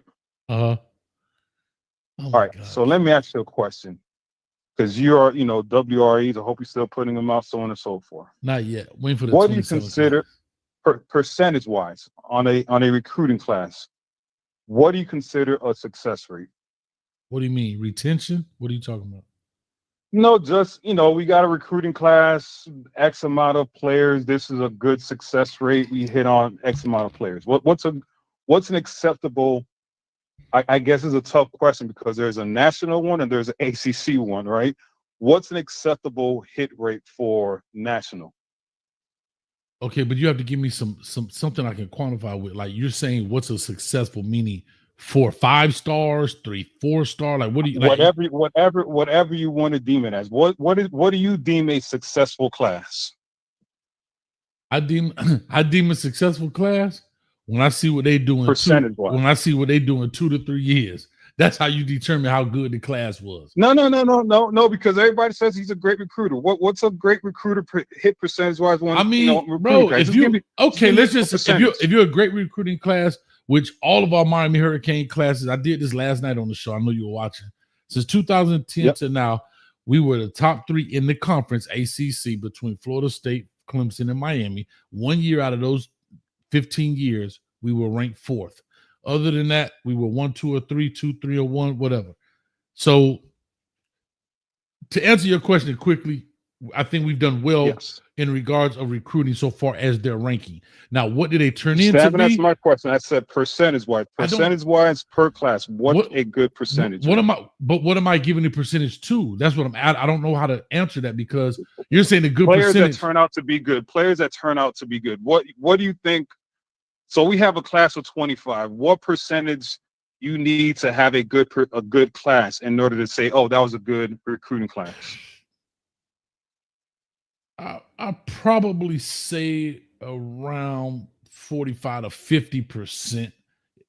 So somewhere around 12 of those kids should be major contributors to your program in some form of fashion. So let's use 50 just for shits and giggles, right? Okay. So we have 22 players that start on offense. You have 11 on offense and 11 on defense. Name me 11 Mario players that are, playing right now, that are quote unquote doing something at this program. I can't though. Not 11 on offense. I can't. Exactly. So stop saying that Mario's this elite recruiter, because he's missed a shitload. Okay. Not even 50% of his players are playing on his team. Majority of these players are portal players. So and the 2 major ones that are doing good are Bain and Francis. Everybody else is just a damn role player that could get benched by any new incoming freshman or any portal players. So please stop saying that Mars is elite recruiter, because if he was an elite recruiter, you would have 11 impactful players playing right now in year 4, and we do not. If I had to pick 11, okay, all right. You're right. Go ahead. No. I got. Listen, okay. This is I'm here to let y'all get it off. I'm here to let y'all get it off. Get it off your chest. No, but here's my question to you. Yeah, go ahead. No, because I hear you, and you're right. But there's times are different. Things are a lot different. You can't tell me that when you bring guys in, you can't tell me that the guys that come in, I'm not saying that these guys are the elite of the elite. I've been saying we're not getting all of those type of guys. Hey, since I'm getting my butt kicked up here, why don't y'all go ahead and hit the doggone like, share, and subscribe button, as well as I'm giving away 2 doggone tickets to the Syracuse game. I'm about to change them to the 300 level. How about that? I'm about to put you in the Blimpy section. I had them on the 100 level. We only got 30 people so far, and I need 30 more just to sign up, and we got 193 people in the building. Come on, y'all. How about that for a percentage? I'm asking for 33% of y'all to sign up for this out of the what? 190 something. Do that percentage. So go click the link that's pinned at the top and sign up and put your name in the doggone sheet so I can put your name on the wheel, because I'm losing my ish right now. So you can be on this wheel that's spinning, wherever it is, so I can give away these tickets. Sorry. Go ahead. You know, but go ahead. Go ahead. You were saying you're pontificating. Yeah, I was. I don't want to talk anymore. Okay. All right. Just I'm gonna hang up, but before you leave, before you end the show, play the song "Stand by Your Man." All you Mario butt boys, stand by your man. Don't give up on them. You know what I'm saying? He needs some help. He needs some milk. Listen, I Don't got run you. away from him. All right, I got guests Stand in the by your back, man. but I got to get through some of these phones, because if I get him on here, I'm not gonna be able to get through this phone line. No, And I'm saying when you end the show, just do me one favor. Just play the song "Stand by Your Man," and that's it, Coach.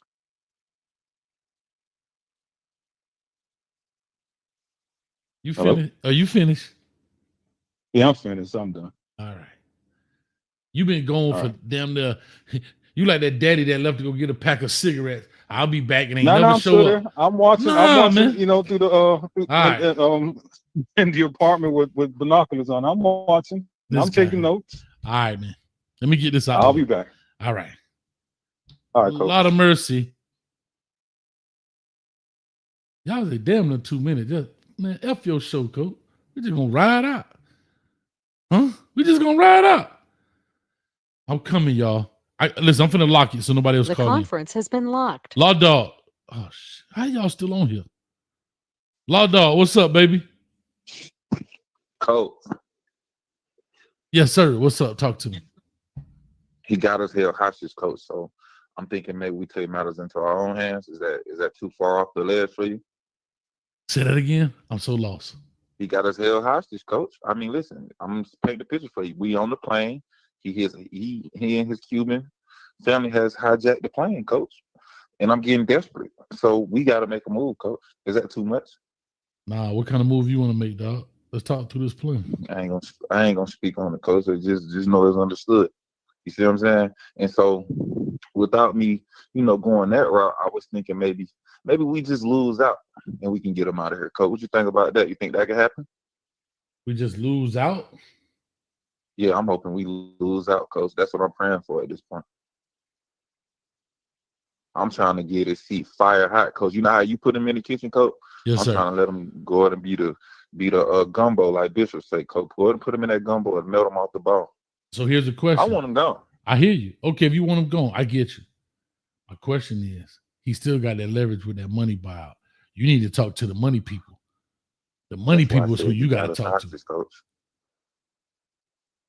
Got us hostage, man. And then, because if he a elite recruit, let me ask you this, right? How does JoJo, CJ Bailey, and Jeremiah go to school together?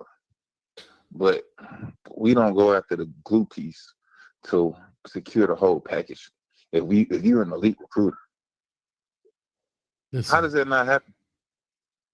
I don't know. I'm gonna start treating these as rhetorical questions, because I think y'all be asking me like these are start rhetorical. I don't know. Nah, because you got listen, at this point, you gotta have the answers for me, Coach. I'm like, Coach, I'm losing my mind over here, dog. Don't lose your mind. Seriously, Coach. This is therapy at this point, Coach. I'm listening for therapy. I'm trying to get my mental together. Like, I'm seriously considering dropping my flag with this Miami Hurricane shit, Coach. I might be done. Like, I'm dead serious. I'm looking at Georgia Bulldogs, Coach. I'm thinking I want stability and something that I know is gonna be what I expect it to be. I can't keep going through this heartbreak, Coach. 20 years, coach. I cried when we lost to Ohio State. Like literally, I remember this. I was hurt, and I've been hurt ever since. I can't keep going through this. I'm dead serious, coach. I'm not playing. I'm serious. I might be done with Miami, bro. Real talk. I can't, man. Listen, bro. What are we getting out of this, bro? I mean, you keep telling me he a legacy. I ain't never get to see him even play, coach. I don't know him for real. And then he walking around with this fake scowl like he Mr. Tough and get bad. And he not living like that. He dressing up and putting on the suit as a tough guy. He not really that. I don't know what his best attribute is. The O-line is terrible.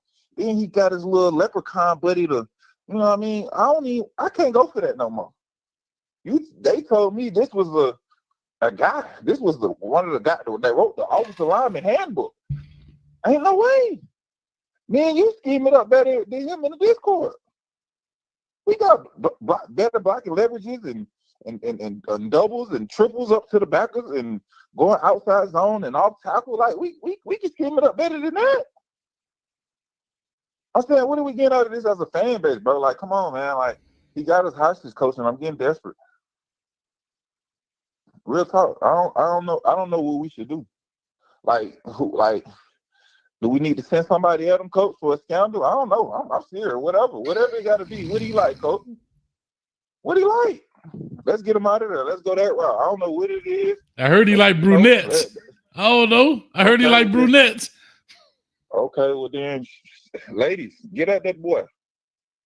Take him for everything. I'm serious. I want him gone, bro. I'm tired of Buddy, bro. Real talk.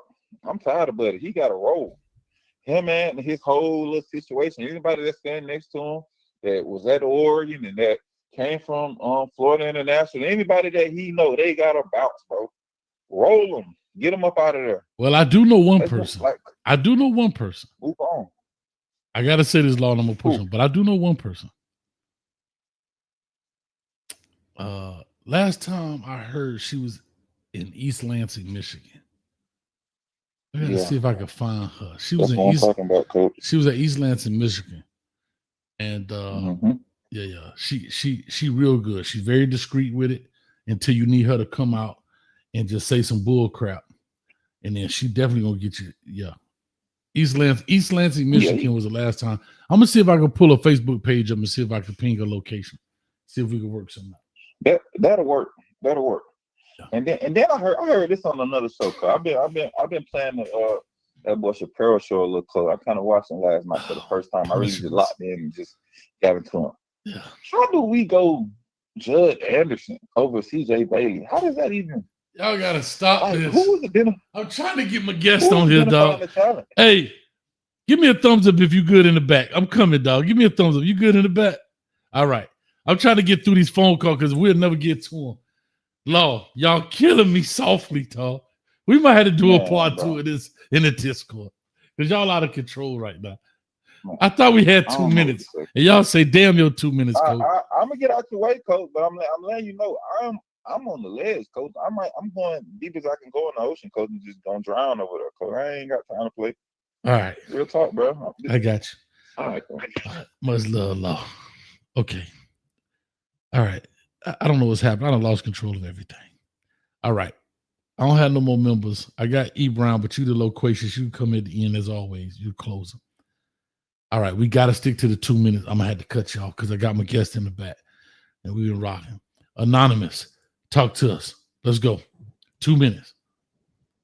Hello, Coach. How you doing? Who am I speaking to?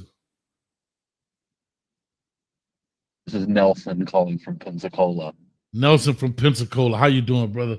What's on your mind? You got 2 minutes to get it off.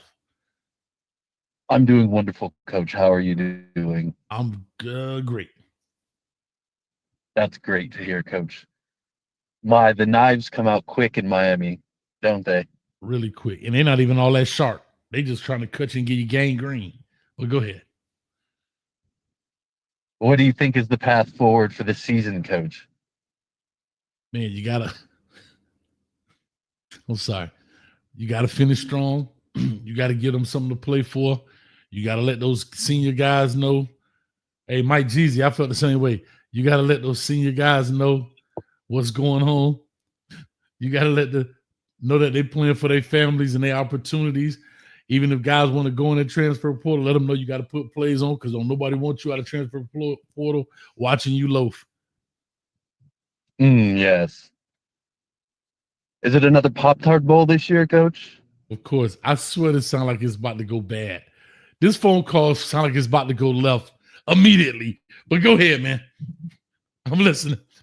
Pop-Tarts for everybody. Well, Coach, I hope we can at least see a Pop-Tart Bowl this year. That would be wonderful. I hope not, but okay. You got about 20 seconds to get it off, man. I know this is about to go left right quick. Just remember, there's a couple kids watching at the end, so don't be too ruthless on me. Go ahead. All right, Coach. I'll let you make it.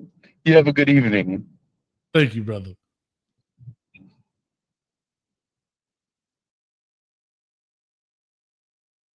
See how you diffuse that right there? I Eminem'd him. I beat him to the punch. I let him know, oh, what are you going to talk about? I'm from a trailer park? Da-da-da. Now you got nothing to rap about.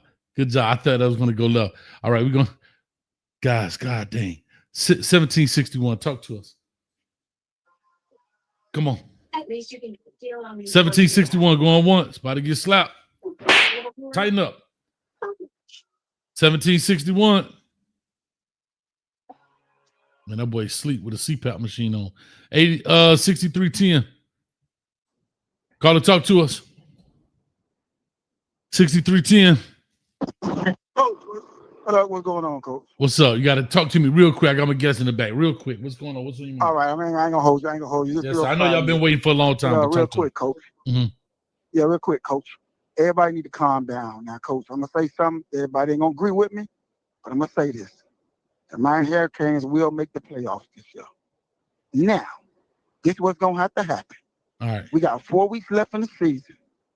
There's a lot of teams that play each other in front of us, and there's a lot of teams that's gonna lose in front of us in these next 4 weeks.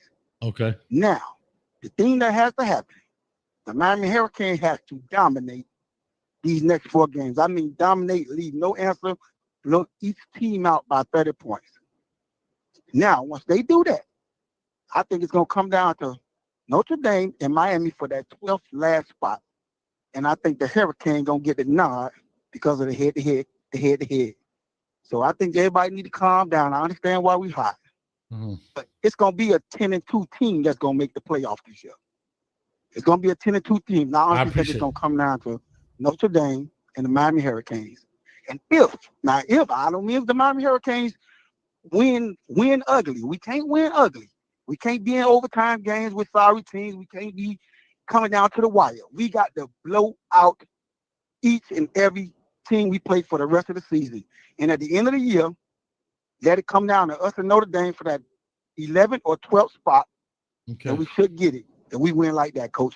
I ain't going to hold you long. 305 Nick. I'll holler at you. Love it, man. Appreciate you, dog. Hey, Nick, make sure you sign up for them 2 tickets, man. Come on, Nick. They're pinned at the top. All right, I got you. Yes, sir. All right, good call right there, Nick. You got a few more. 7053. Then I'm going to bring my dog on. 7053, talk to him. What's good, Coach? What's up, man? Talk with you. What's on your mind? Man, how you doing, bro? Good. Man, listen. I've been watching the Canes maybe about 10, 15 years. My biggest thing is I'm not 100% sold on Mario. It's just not. I just don't know. It's been the same old Canes every year. I mean, I just want to see us at least get it to. And I ain't got. Nah. Nah, but yeah, I just want to see us make it to that. I'm sorry, my phone missed. Let me go ahead and get off here, fix my phone. Okay. Thank you, man.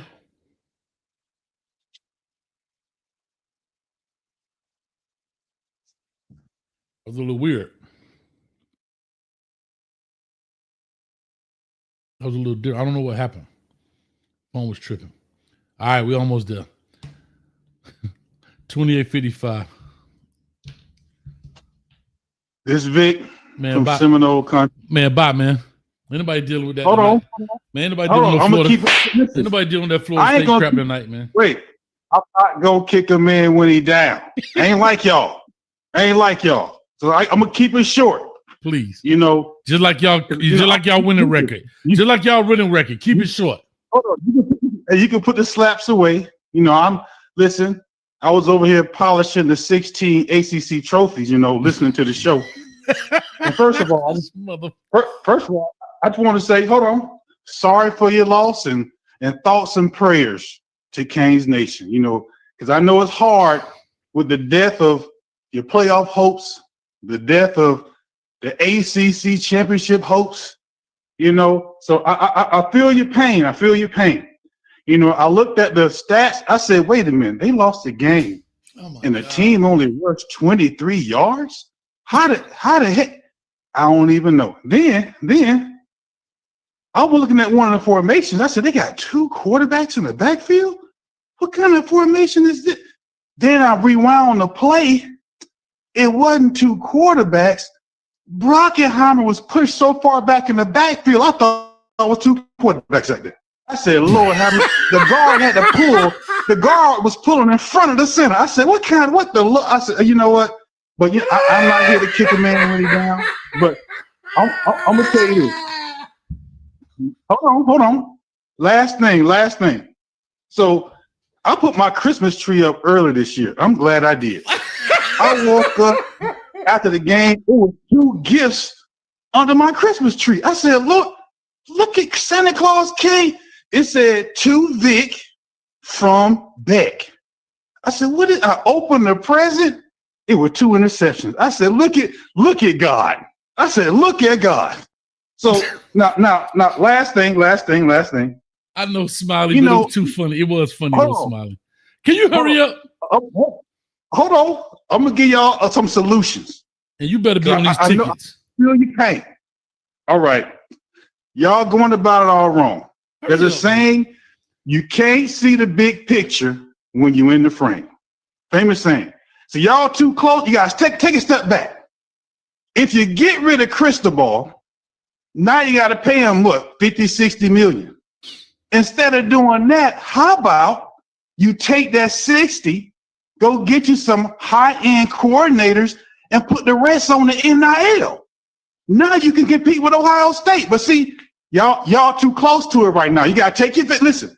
Instead of paying all that money to get rid of them, give them the money to go get somebody like Chip Kelly, something similar, and put the rest on NIL, and I guarantee you'll be in the playoffs. But see, what do I know? I'm just a Seminole over here polishing these trophies. So hey, I'm gonna let it ride. Bye, man. Thoughts and prayers.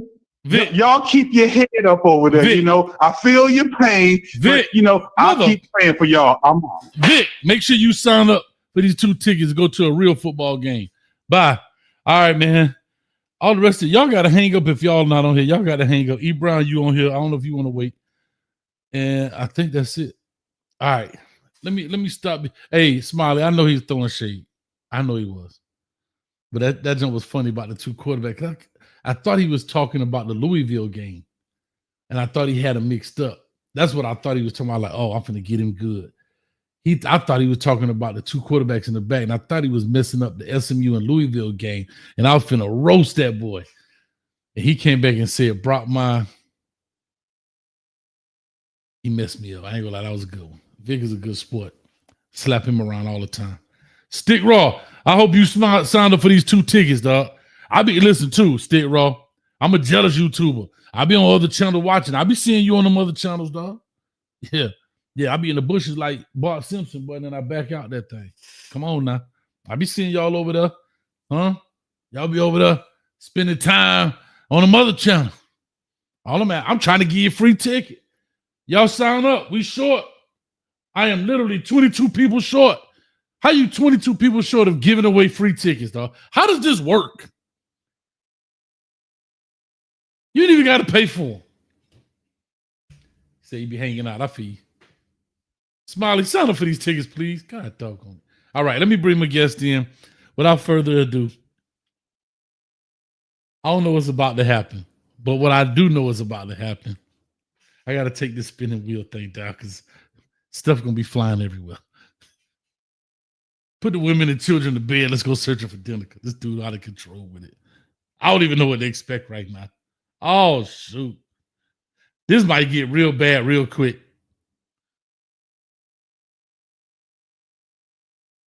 You have seen him on BET's Comic View. You have seen him on Friday Night Fights on HBO. You might have seen him at your corner store knocking bases out for asking for change. You might even seen him at the front door of your local strip club shaking you down for $20 to watch your car for parking. Y'all clap it up for Big Groove in the building. Y'all, hold up, Groove. Y'all clap it up for Big Groove in the building. I don't know what's happening. What's up, dog? Hey, man. All I want, man, is I just want to see a lot of comments that say, "Big Groove, I'm sorry. You tried to tell us. You've been telling us this for 4 years now that he's not the guy. That he's a trash coach. You feel what I'm saying? He lived off the success of previous coaches at Oregon. I've been telling y'all this. You feel me? You good. Keep going. You know, it shows, man. The man cannot coach his way out of a wet paper bag. He can't be the little league coach, man. You know what I'm saying? And then you don't have the mental capacity to know not to say on your show that SMU has the same amount of talent as Miami. Come on, man. Like, what are we doing, bro? Like, I thought you was incompetent, but not that incompetent. Oh, like who is the PR? Who is the PR guy? Hey, man, Mario, you don't need to say that, bro. You don't need to say it's not the right time for you to say that. You feel what I'm saying? But let's get into some stuff, man. We need to. I've been saying this all week since the loss happened. You need to cut your ties now and put your name in the hat to go after a guy like a Lane Kiffin. It's known that he was very vocal in the past about wanting the Miami job. Why not go after him now when he's one of the hottest commodities and he got one of the best programs in college football? Why not put your name in the hat? Because I'm gonna tell you this: if the University of Florida get Lane Kiffin, they're gonna win a championship in 2 years max. In 2 years, they'll make the playoffs next year, and they'll win it the year after if they get Lane Kiffin. And I'm gonna tell you why. He's gonna have so many transfers knocking at the door, especially on the offensive side of the ball, to be in the system. Name me a receiver that would not want to play for Lane Kiffin. Name me a quarterback that would not want to play for Lane Kiffin. He's took a D2 quarterback and got him looking like one of the best quarterbacks in college football. In the Heisman talk. In the Heisman talk. That is fucking coaching. And then he's the backup. This is the backup. That is elite coaching and preparation. Do you know how attention to detail you have to be as a coach and a staff to have your backup ready to play at an elite level like he's playing? Besides 2 drives against Georgia, he dominated. He had 2 bad drives, which lost the game, but he had 2 bad drives out of that whole entire game. As a backup, D2 backup, imagine what he could do with DJ Lagway. Unranked, he was NA in all categories. NA in national ranking, NA at quarterback ranking, coming out of high school. Let me ask you this, Drew. Let me ask you this, because I've talked about it. And I've actually broken some things down, and we could definitely dive into that kind of stuff. Let's go. I'm all in. Real quick, Reggie, for the $2, LMV will be your date to the game if you win. God dang. Groove, did you sign up for the 2-ticket giveaway? I know you may not be in Miami, but who cares? Sign up anyway. We're trying to get to 60. I signed up. I got you. I signed up. We're trying to get to 60. We still 20 down. We need some more bodies in there. That's what's spinning. And I guess LMV will be your date. I don't know. If you don't have a +1, I'm not sure what's happening right now. But her and Reggie got a thing going on. But anyway, like I say, just hit the pin comment at the top. Let me ask this question. Yes, sir. I don't think that's feasible. What's not Let's feasible? just Him with the leaving? Lane Kiffin thing. No, the Lane Kiffin deal. Here's why I say that. I'm not saying it's not a good idea. I was on the Lane train.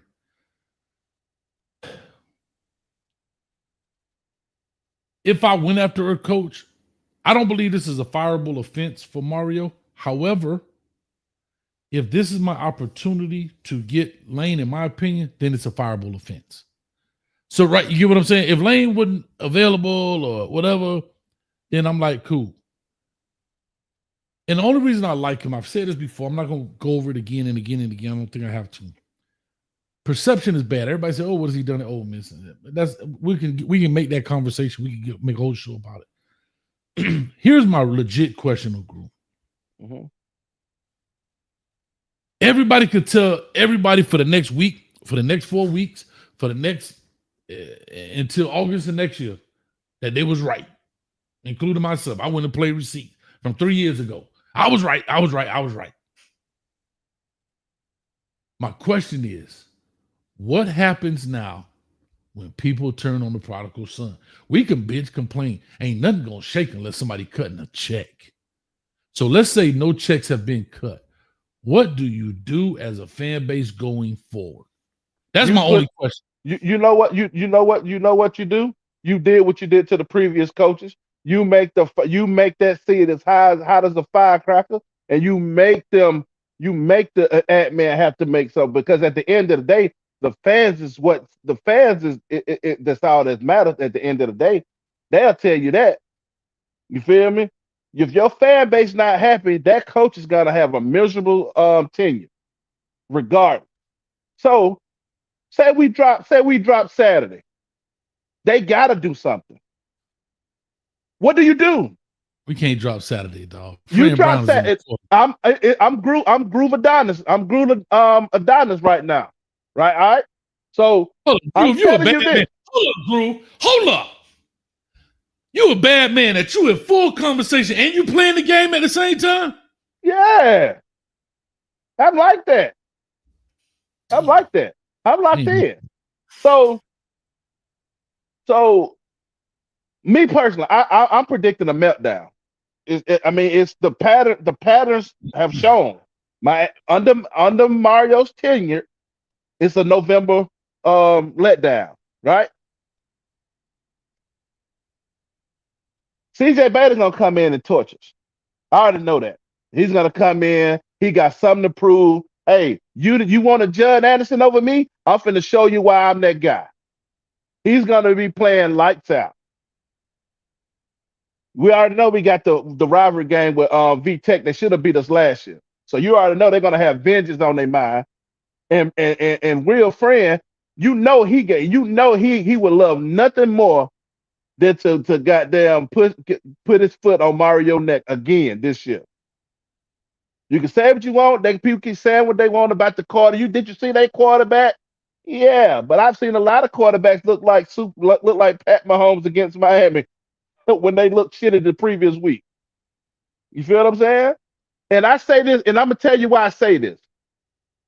Mario does not prepare this team well. And when the going gets tough, Mario gets the going. The opposite way. Sir. Uh-huh.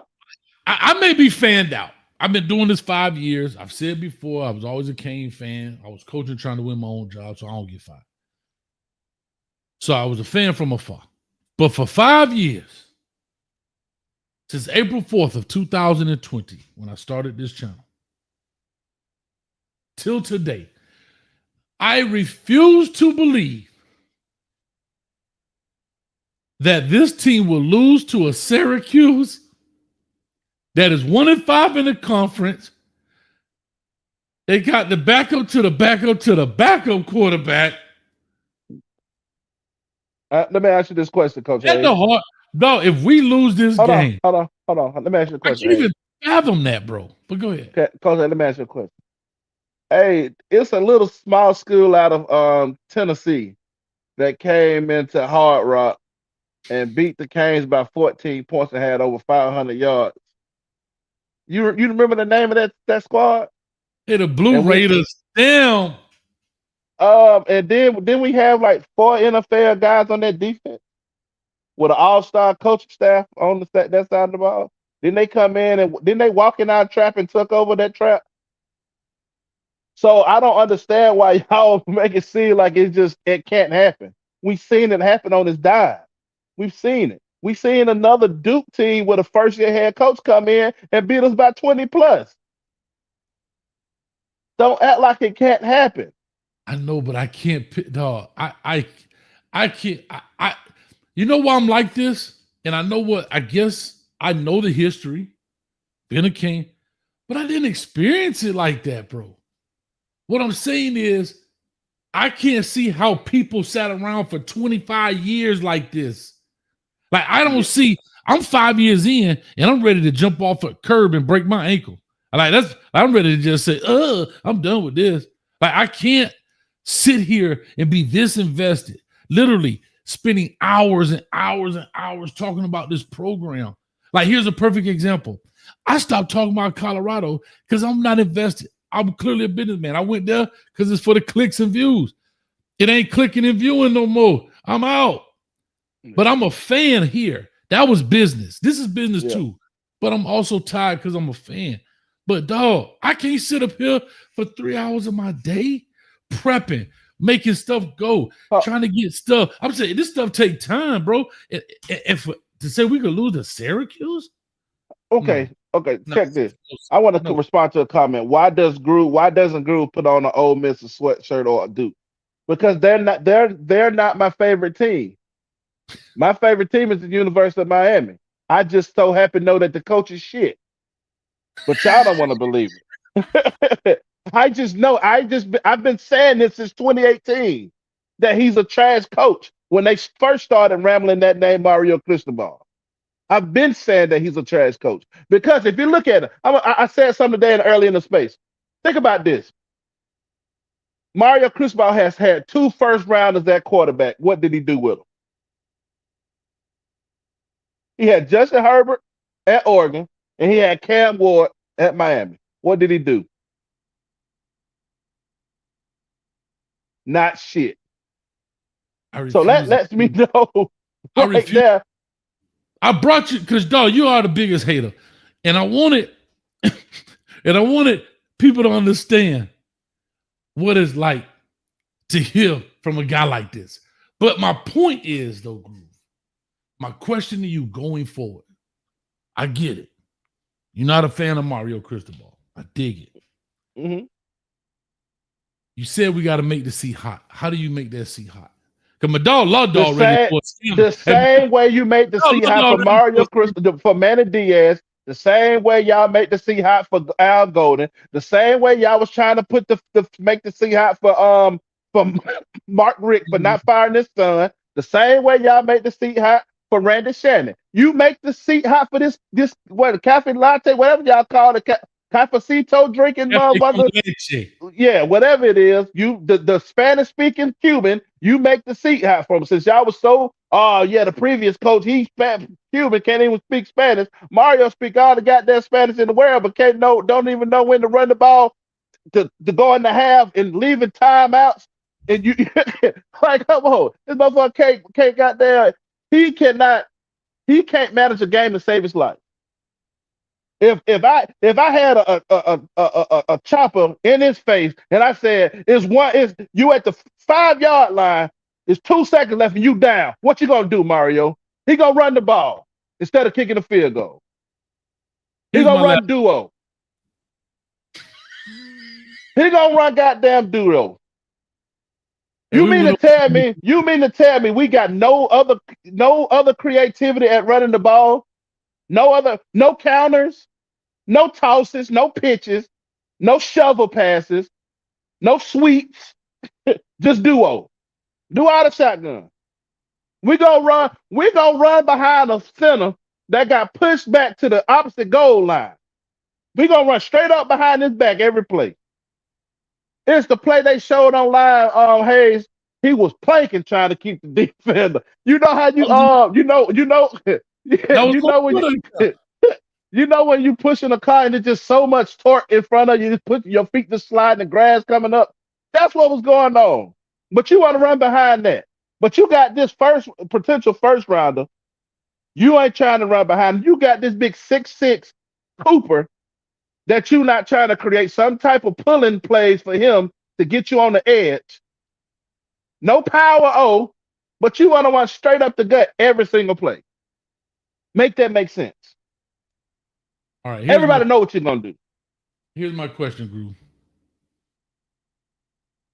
I heard you. Let's make the seat hot.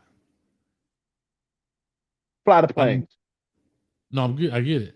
I'm doing this because I want us to get to an exact to a thing. My question now is, yeah, okay, we make the Seahawks like they did the previous coach. Here's the difference: 10 years, 80 million, and we're only in year 4. Cut the check, get his ass out of here.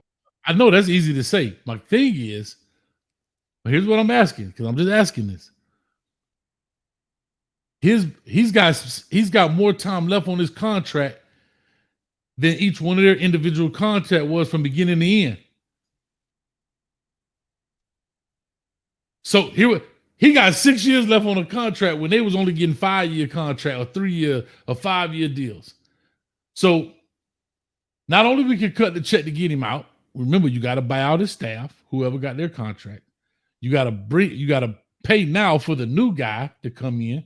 And he gonna want a pretty penny because Mario out there pushed the bar up there to $8 million, so he gonna want at least 10. Because think about it, Manny was making what, 3? Manny made 3.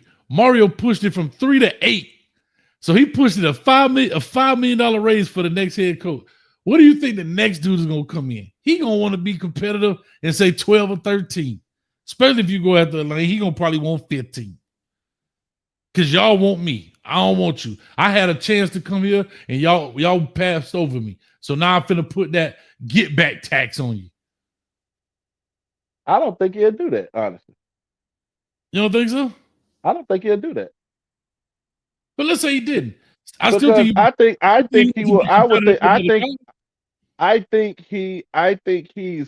he's at a place where he knows, hey, I need to put that excess money into NIL. Hey, coach, I would do this. We can have some incentives on the back end that can get me paid. I think he's smart enough. I think he's smart enough to know if the opportunity presented itself, hey, we got to pay this buyout. Okay, you still can pay him. You can pay him a little bit over what you paying Mario. But you still can you can put that on the back end though in certain type of ways. But let's just say it's 10 million. Let's just say that's 2 more than what Mario making, right? So let's say it's 10. That's fair? Yeah. Now you got to buy his staff.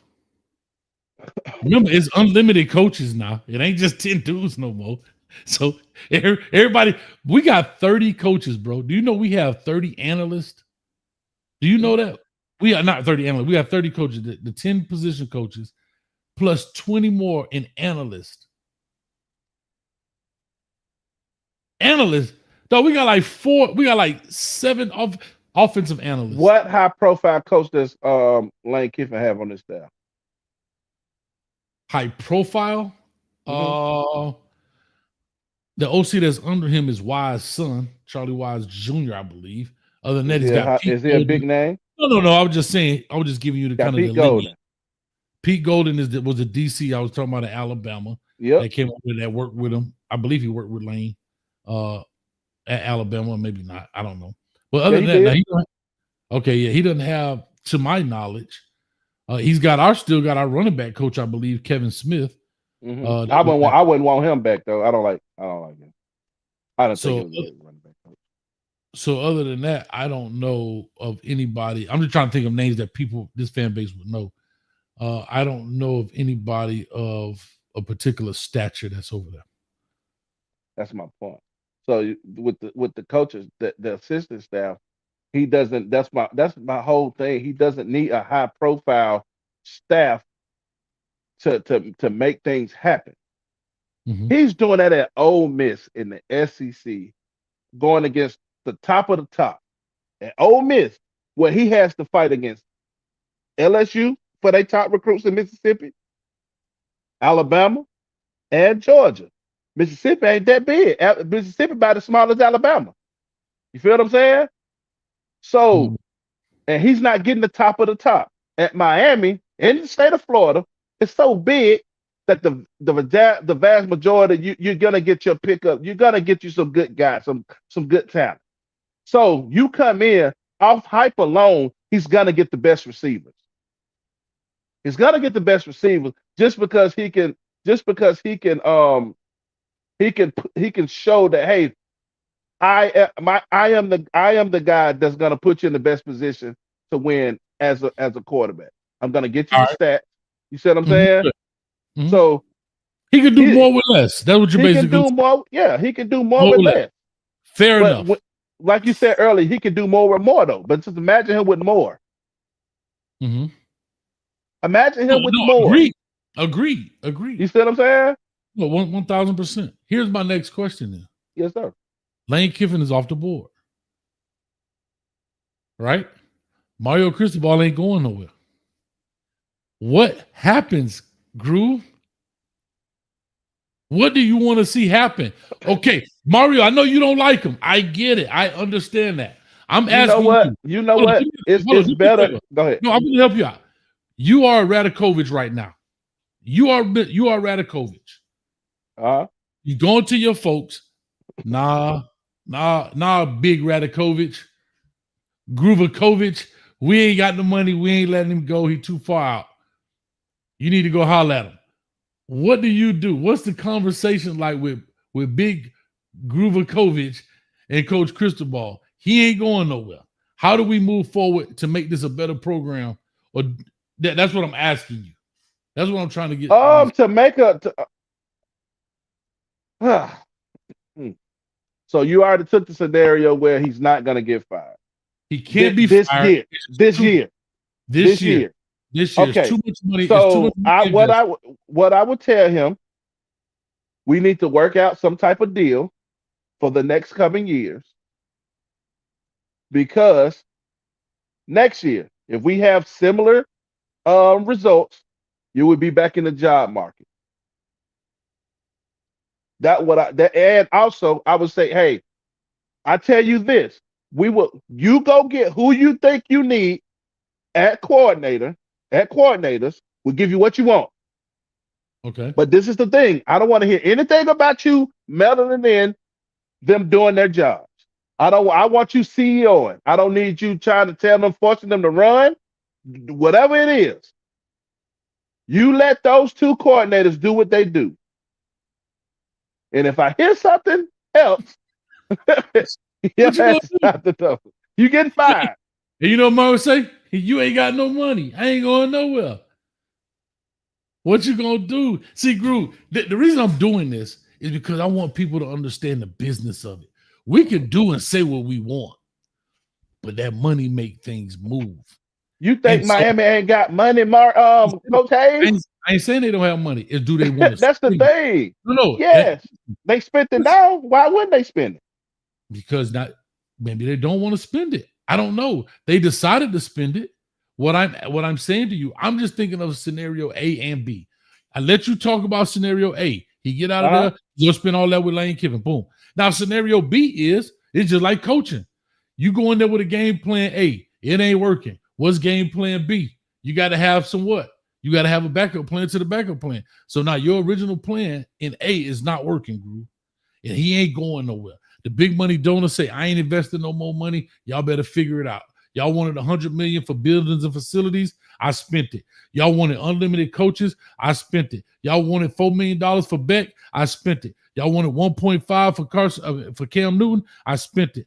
Y'all wanted this for Damian Martinez. I spent it. Y'all wanted this for all these NIL transfer. I spent it. Y'all want them boys to have Hellcats and Dodge Chargers. He go out there and kill a dude with one of them. I spent it. Y'all want brand new facilities. I spent it. Y'all want more.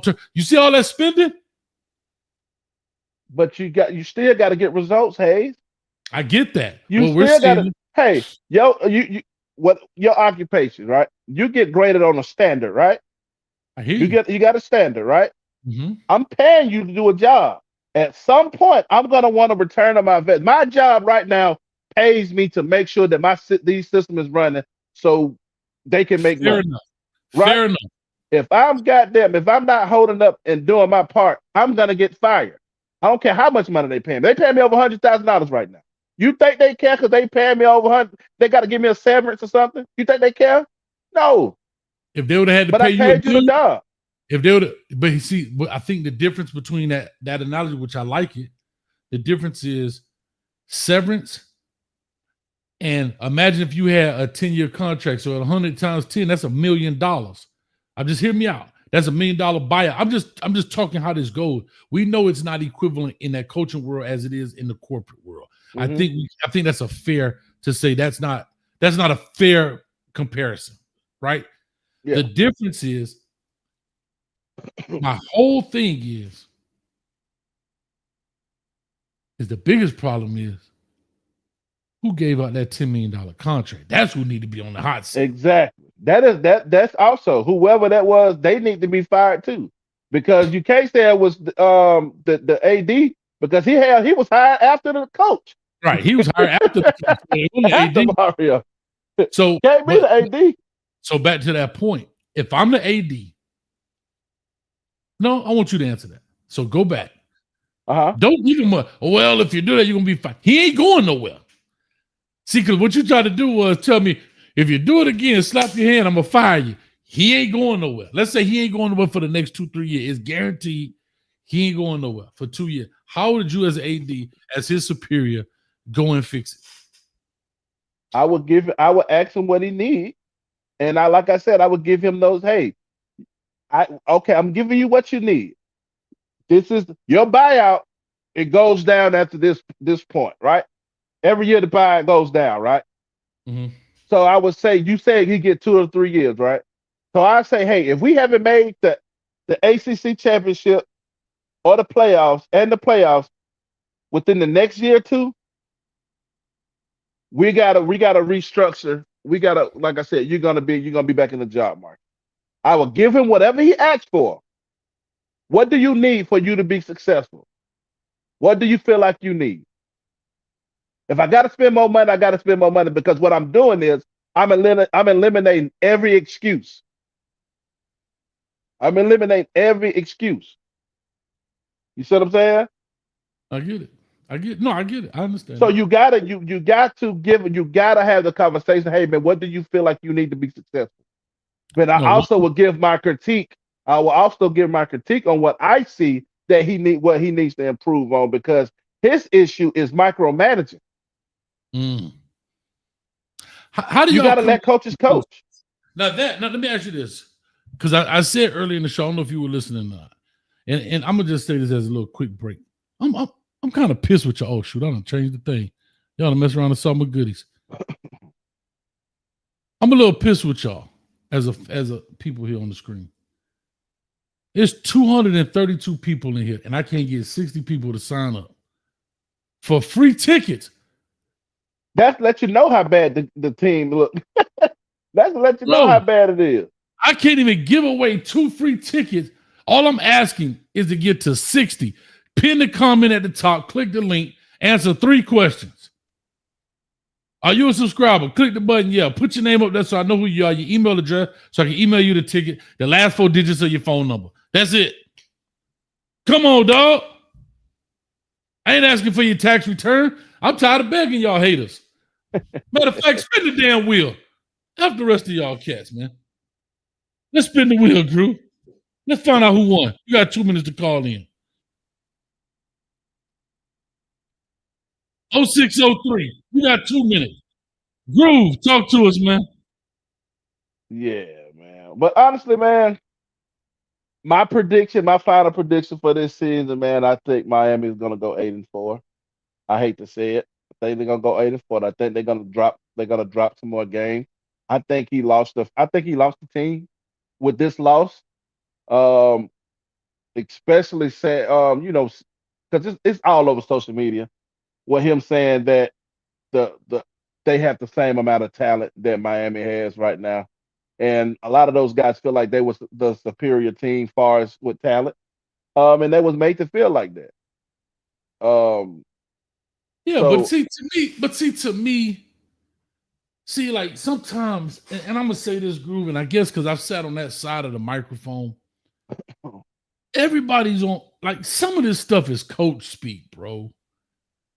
Mario Cristobal knows that. Mario Cristobal knows that he has more talent than SMU player for player, right? Player for player, right? Man for man, he knows that. But you know, and I know, Groove, you know, and I know in this particular sport, you can't go out there and be like, oh man, they ain't got nowhere near much talent we got, man. We just like nobody says that. Even the brash ass Lane Kiffin don't say that. Kirk Signetti don't say that. We know that in this sport. Like there's a such thing as Coach P. Listen, every win, lose, or draw, we win and beat Stanford. Hey, we get ready to play Stanford. Yeah, we're getting prepared for a tough and disciplined Stanford program. We get ready to play Bethune-Cookman.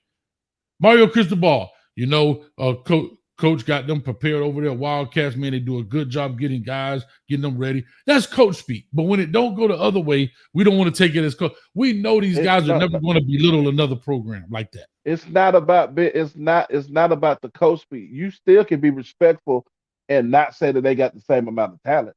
There's ways that you could have still said that. You could have just said, yeah, that's a good football team, a well-coached football team. We just didn't get it done. It's ways of saying it. Then saying, yeah, man, they got the same amount of talent that Miami got. What? That doesn't look good. That's you see what I'm saying? It just doesn't look good. That's all I'm saying. It doesn't look good. I understand coach speak, but that doesn't look good. That's not a good look. Listen, that's fair. That's fair. I'm not mad at what you just said right there. That's my thing is this. Well, let me spin this wheel one more time so we could wait because you could talk while we're waiting for them to call.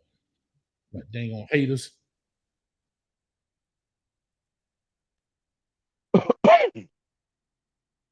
$67.58 on the line. All right, talk to us, Groove. You got 2 minutes. Call in. Oh, I got the dang thing locked. The conference has been unlocked. So you may have to get a person a little one before. He probably tried to call. No, it would have came up, but it would have kicked him out. Oh, okay. Go ahead. So my thing is this. We see the issue, what's going on offensively. Does he get rid of Dawson after the season he had last year with Ward? Like what would be your reasoning behind getting rid of Dawson? Will it be legit? The same reason you got rid of Gidry. Gidry had a great season, and in the following year he sucked because he didn't have the players. Admittedly so, he asked for DB help, and the head coach didn't get it to him, and they still got rid of him. But my thing is this. Mm-hmm. If we can see that, you just explained this, right? Mm-hmm. You just said that, right? You don't think these coaches in the coaching world, you're a coach? Mm-hmm. You don't think these coaches in coaching circles hear the bullshit? Who he gonna get to come every year he's running through OCs and DCs? Who gonna come coach for him? Well, because think about this. Oh, good. What we lucked up with getting Cam Ward, because Cam was going to the league and he decided to come back and give us and bless us with his grace. Right? Mm-hmm. We got Bet. It seemed like it's not working out right now, right? Mm-hmm. What quarterback you gonna be able to get next year when they seeing the issues that's going on with Bet? Are we gonna run out Judd or Emory? If so, are they good enough to get us to 10 wins? Hell, if Carson Beck can't get us to 10 wins, and he's one of the high-profile quarterbacks coming from one of the best programs in college football. You think Judd Anderson is going to be able to get us 10 wins or get the ACC championship? So the future is not looking too bright, because no coaches are going to be begging to come coach at Miami as far as on a coordinator tip, because they know I'm going to be used as a scapegoat. Right. That's my thing. I'll say this. That last one missed it. Actually, that was Stick Raw. Stick Raw had won the last one. Anyway, I'll say this. I think that is an issue. You got 2 minutes, 2067 on the line, 2 minutes to get these tickets. I ain't never had this hard giving away nothing. Come on, 2067. You a member too. You better be in here, dog. 2067 a member. He better be in here. I'm gonna be hot. Anyway, I'll say this, bro. That is a question. I'm gonna pose something. We all know in the coaching world,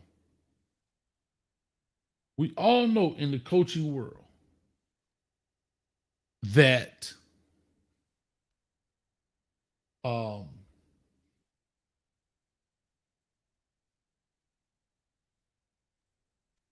it's about relationships. It's about who you know. It's about who you coached with. Yeah, Stick Raw, you got to call in. You better hurry up and beat this other caller. I'm going to give him away. You got 50 seconds. You better call in. James K. 4001. He said Nickel not starting, Emory not starting, Judd would never start here. Who you gonna get? Well, who's gonna be your starter? You gotta have a quarterback. Who you gonna run out there? You gonna put Malachi Tony at quarterback? Right. No, but here's what I was gonna say. Here's what I was saying. Give Stick Raw a chance to call in because 2678 call. Whoever called first, I guess at this point. I ain't never had, man. Y'all make coach look bad. Man, I got somebody sponsoring this stuff. They back in the back looking like, well, you looking like Mario Cristobal out here. You don't know what the hell you doing, coach. Y'all just got me looking stupid, man. But I ain't still enough apologies in the comments though, man. I need y'all to apologize to me because a lot of y'all insulted me, antagonized me on the timelines. You know what I'm saying? Y'all talked about my gap tooth. You know what I'm saying? Y'all said some very hurtful things, and all I was doing is trying to save y'all from heartbreak. You know what I'm saying? I just felt like that was wrong for y'all, and y'all need to be men and women enough and woman enough to say, "Hey, Groove, you were right. I apologize, man. Your gap give you character. You're actually a handsome fella." You know what I'm saying? That's all I ask. Is that too much? Hey, is that too much, man? You Not seen at the all. hate I got, man, when I smashed X on your with Crush Groove when I smashed him on here. You know what I'm saying? All I said, think about this. Everything I said on those Crush Grooves has came true, right? I can't say yes because I got to go watch some Crush Groove. I bet you can't. I bet you can't. I bet you can't. When I got cheated by Miami Flo and all his disciples was out there, and when I was trying to tell them, when he kept saying what Mario wants, Mario get, and Mario ain't landed the top player out of Florida yet since he been at Miami. When I've been telling you, he had the graces of being under Nick Saban. He was able to get Jerry Jeudy and all them boys. That wasn't him. That was Alabama. Look at the old lineman he had at Bama. How many other linemen they had since he left?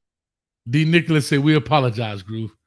Okay, I appreciate that, D. Nicholas. The man ain't got nothing. The man had. Think about this. I want to debunk a lot of this mythical Mario guru bullshit. He only had three or four linemen drafted as a head coach. But he's this fucking guru offensive line coach. Damn it, Groove. How does that make sense? You lose half of your classes. How are you this recruiting guru? You haven't landed none of the top 5 players in the state. They're still leaving. I'll say this, Groove. Make it make sense. Y'all told me this. Not you specifically. But I was told I was hazed, I was antagonized because and people even fell out with me. People said I was a cancer. I spit venom. What's that dude name? I forgot his name, the big boy. At Minnesota was the grad dude. Said I spit venom in the fan. Oh, wholesome one, yeah. Called me all types of names in the book. Saying that, oh, you're a cancer in the fan base. All because I was telling the truth about a person. Stick Raw said I need them tickets. He actually won and ain't called in yet. Stick Raw actually won them. He said this at 10:19, dog. That was almost an hour ago, 45 minutes ago. Talk about this man, some guru. This man is not no recruiting guru. When you losing half your class. Cyber one for the $9.99. Appreciate it. You got 2 minutes, 26:21. I ain't never did nothing this hard in my life. Hold up. Do we got a call in here? Here we go. 26:21 on the line. Y'all clap it up. Give me your name to make sure it's you, man. Just your first name. Jay. There we go. Y'all clap it up. We finally got a winner. Congratulations, big dog. Congratulations, man.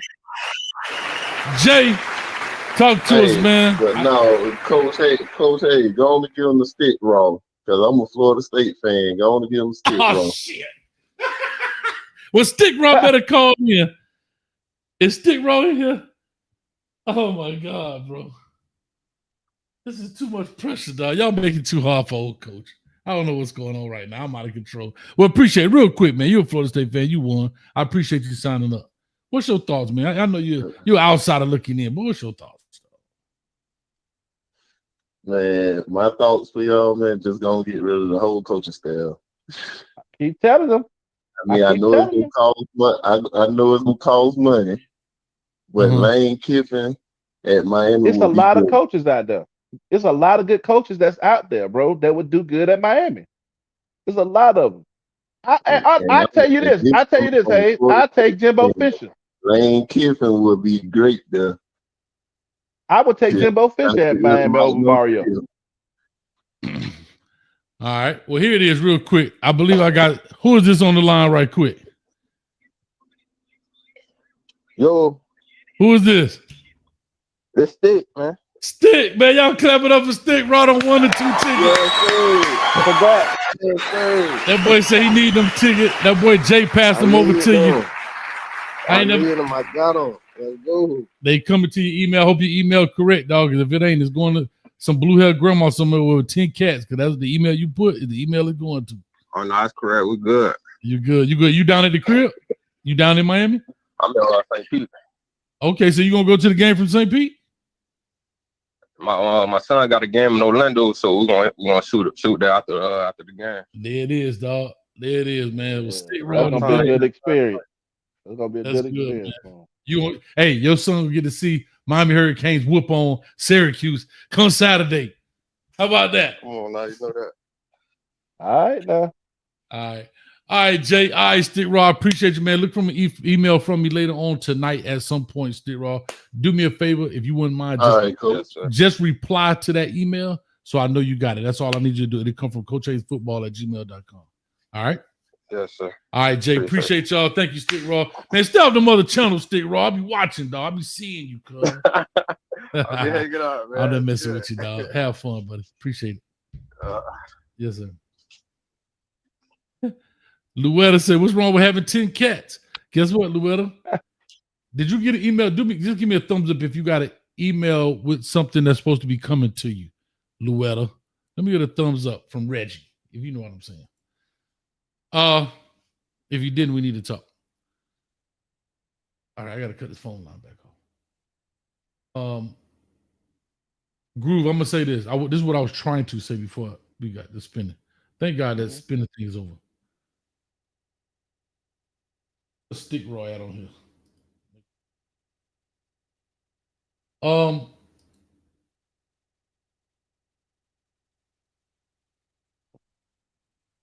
My biggest concern is I was talking about coaches having coaching relationships. When they come from places, they bring people with them, they build them. You can go look at Kirk Signetti, look at his staff. Probably 75 to 80% of his staff is from JMU where he built them up. When he got to JMU, probably a large percent of his staff was at IUP from where I think he came from IUP. Right? What is it? Indiana, Upper Pennsylvania, or something like that. One of them schools, kind of schools. Most people, when they come from places, they bring people with them. They cultivate relationships for this very reason. When I watch Mario Cristobal come here, and I know that Coach Mirabal is his homeboy. Nothing wrong with that. You got to have guys you trust. I dig it. Regardless of what you think about their coaching, you got to have a guy that you trust. And I understand that. When Coach Cristobal got here, we had the receiver coach. I forgot the brother's name, but he was here for about a week and then went on. And he went on to Georgia like a week or two later. I know who you're talking about. Mm. So after that, you had Coach Joe Salavea, if I'm not mistaken, the D-line coach. Uh-huh. He came for what, a year, 2 years? Was it a year? 2 years. 2 years, I think. And then he left to go to Arizona last year. So he was there 2 years. I'm trying to think of another coach that has been on the Mario Cristobal coaching stop that is a position coach. Because I know you had some support staff like Juan Navarro and Ed Pata, D-Train. Those guys were with him at FIU, but they were not position coaches. Can you name me a position coach that has been with him at any other stop? Anybody from Alabama that's come here when he was at Bama? Nope. Anybody that was at even Miami's previous coaching staff when he was here earlier coaching at the tight end? Anybody that was at Rutgers at the time in which he was coaching, when he was coaching at Rutgers? Anybody from Oregon that is currently on the staff outside of Coach Mirabal? That's his dog. I get it. You're supposed to always ride with your homie. Even the strength conditioning coach gone. The dude with the mustache. But I'm talking about position coaches. I mean, I get the strength and conditioning. They're very important. I totally understand that. But I'm trying to speak of X and O's at this point.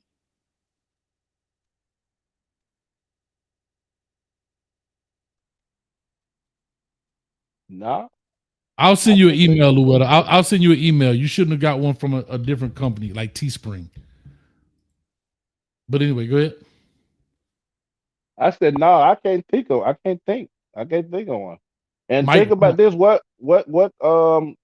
coach has he had on staff that went on to coordinate somewhere else? Like, who has he brought up that was at a lower position that became a coordinator somewhere else? Well, like prime example, Duke offensive coordinator right now. A lot of people don't know he was a player personnel guy at Miami in 2020. And see how now. But that's my point. See how Manny brought that guy with him? You know why he can't do that? You know why he can't do that? Because he's never been a coordinator. He's not a coordinator. You can't have guys that you bring under you. Because when you don't have a head coaching job, you just one of the guys. You see what I'm saying? So when you go away, when he has those non-head coaching jobs, right? Those guys that he will have on his staff are at other jobs, right? Mm-hmm. So the situation may not be good for them to even want to come and be under a Mario right now. But if he was a coordinator, he always have that okay, I need guys. I need guys. Because it seemed like the guys that he has had, the coordinators, they're taking their guys with them.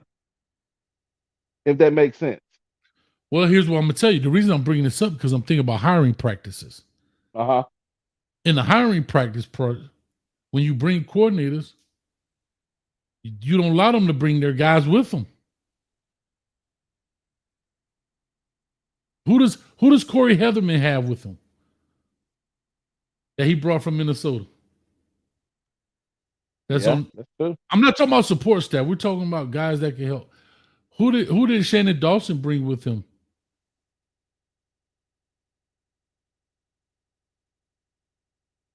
Who did Lance Guidry bring? Now I know Lance Guidry brought the DB coach Chevis Jackson, but it was very late. I think that was a late hire because remember my man ended up leaving. What's his name? But Jamil Adai ended up leaving, going to the NFL relatively late. Remember that was a late leave because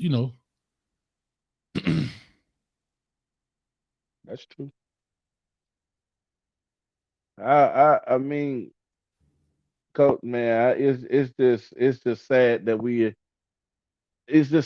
we're having this You said the conversation. quarterback coach. That's who Dawson brought. Who in the hell is the quarterback coach? Quarterback coach.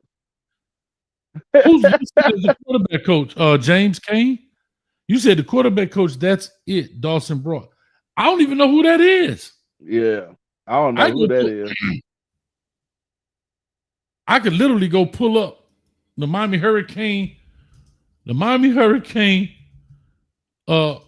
coaches roster.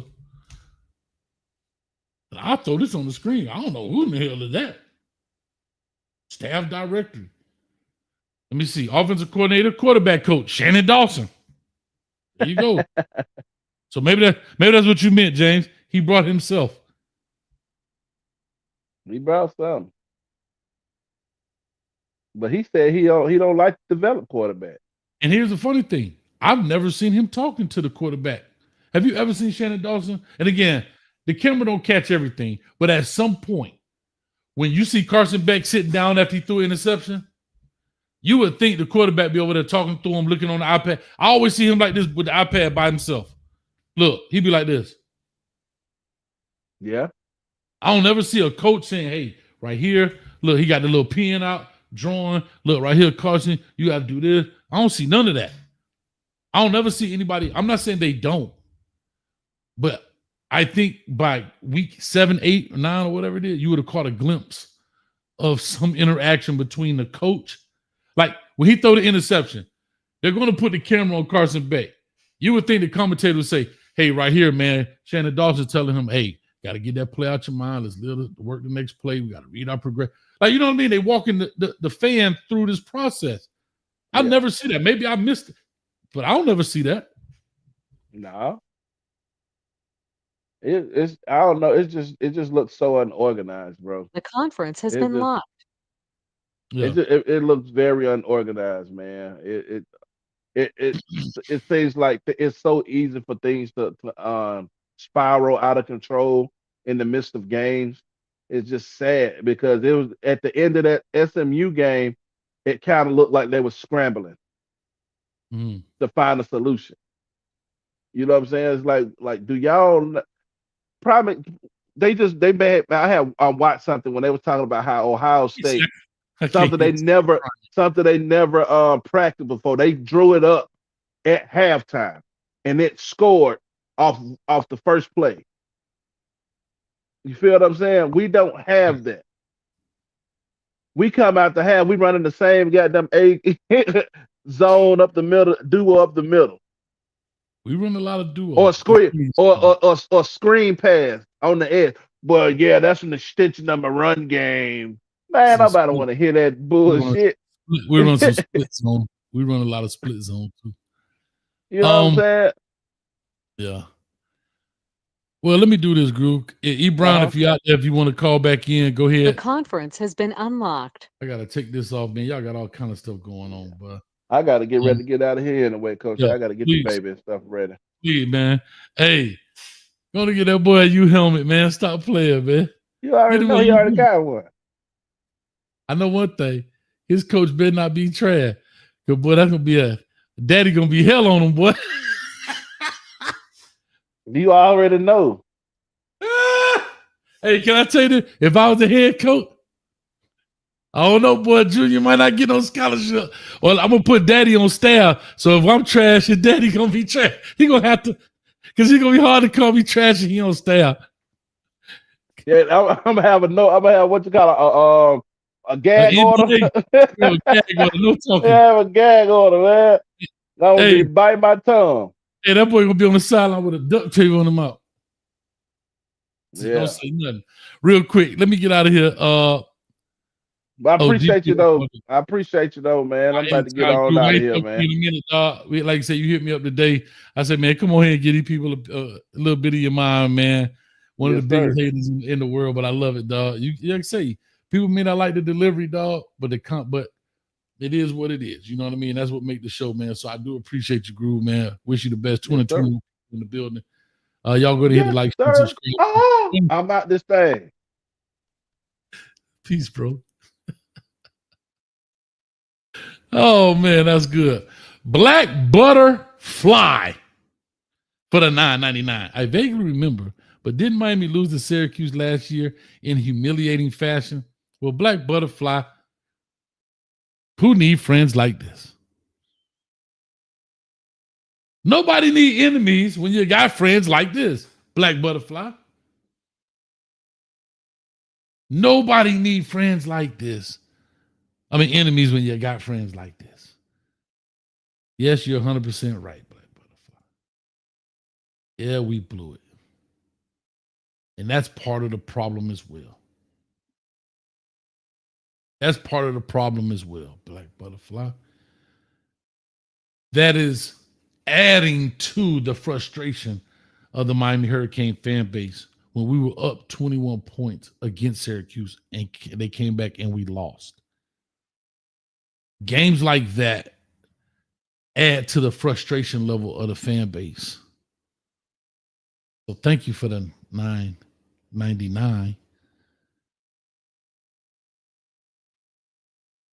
Appreciate it.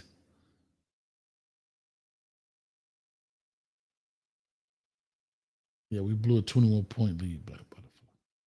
Terrible. Terrible. Okay, I got my dog DP in the building. DP, what's up, man? What it do, Coach? What it do? Man, I'm just over here. I saw your name on the list, so but you were up there. I don't know if you saw your name. Okay, bet. I was in that thing. I'm just over here sipping on some wine. Okay. And I'm just trying to prepare myself some wine for this debacle. Some wine. Oh, Getting classy right now. Hold up, DP. And preparing myself for this debacle that we might witness this Saturday, Coach. Because I can see it now. I can see it now, Coach. Fran Brown and his staff, they're gonna get together. They're gonna scheme up some stuff. We're gonna see some wildcat. We're gonna see some halfback tosses. We're gonna see some of everything in the book. You know what Miami gonna do? They're gonna go out there. They're gonna run the A-gap in the loaded box. They're gonna run wide receiver screens. They're gonna continue to let the offensive line, the center, get his shit pushed back then. They're gonna continue to let the DBs play 10 to 15 yards off the ball. It's gonna be a repeat of the same thing we already seen. So be prepared for 8-4. Hell, we might even go 7-5. Messing around with this coaching staff. They're not going to do anything to change anything, Coach. So prepare your psyche for the debacle. Don't even be talking about no 10-2. How did they prove y'all they're going to win 10 games? Did they prove that to you like this past Saturday? Did that look like a 10-win team out there? No. Don't give your hopes up. You're gonna hurt my feelings, bro. They hurt mine, Coach. They got us out here looking like clowns out here. We put all this hard work in supporting this football team just to look like fools, just to wear our hurricane gear and somebody walk up on us and tell us, wait till November.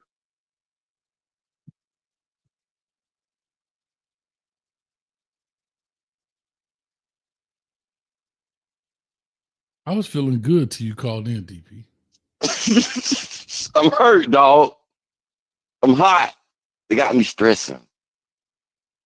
You can get the Miami Northwestern coaching staff. You can get the Miami Central coaching staff and replace them.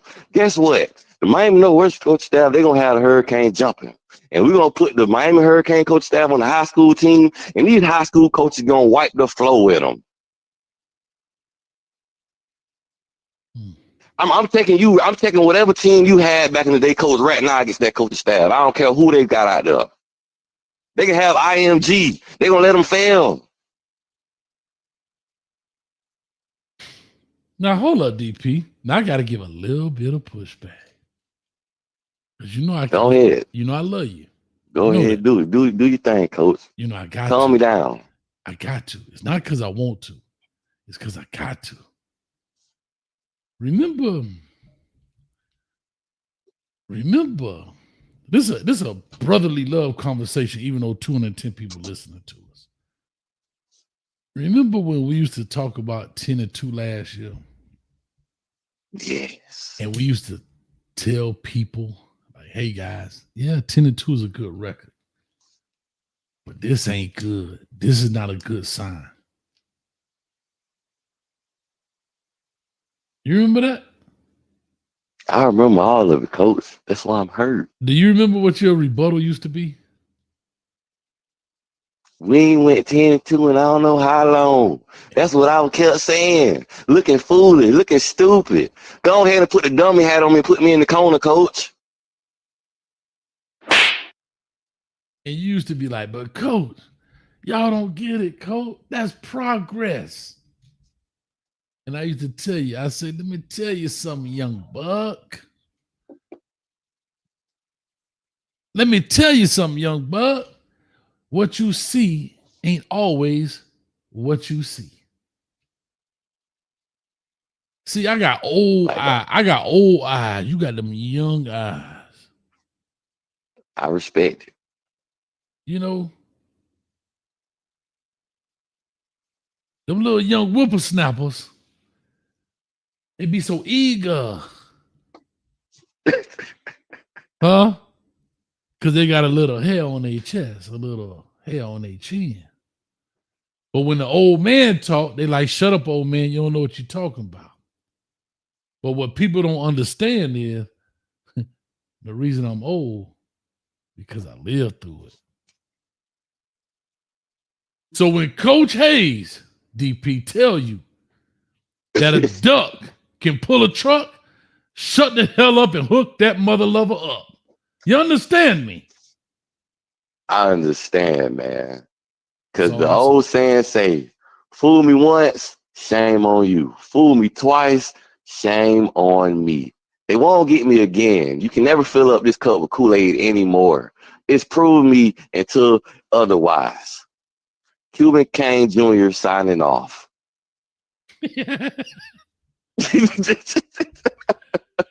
All right, I'm finna get up out of here myself, man. All right, coach. It's always love, dog. Man, let the people know where they can find you, man. Come show me love at Down Page Talking Sport with DP, man. Thank you for the support, coach. Anytime, brother. Anytime. All right, man. That's funny, man. Shout out to my man DP in the building. I got a lot to say. The conference has been locked. I still got a number up here. I think Buddy up there asleep. I don't know who that is. But anyway, man, what a show. I had a good time. Shout out to Shad in the building. He might be working. He the one actually text me, man. Shad hit me up and said, Coach, gave me the title for the show. Coach, what do you do when they turn on the prodigal son? Oh, Lord.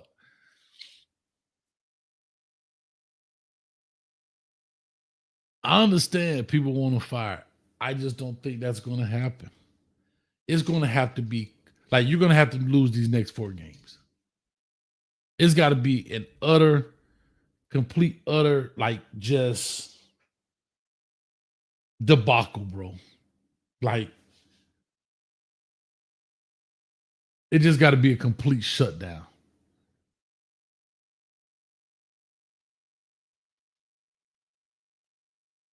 It's going to have to be that way. Here's what I will tell you. If Carson Beck doesn't perform well this week, he's going to get that mysterious injury and you won't see him anymore. They'll go with Emery or Luke Nickel.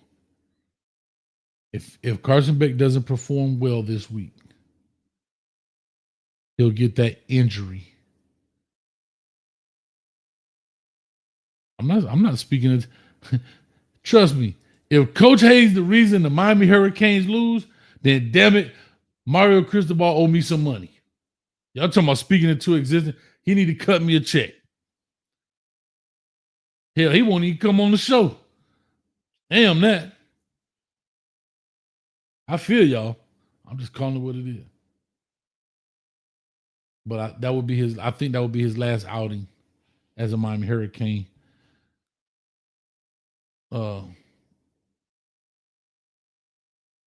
He did play well last week until that very end. See, Juan Manuel, shout out to you, brother. I always tell people, you could do something 100 times. You can get it right 99 times, but that one time you get it wrong,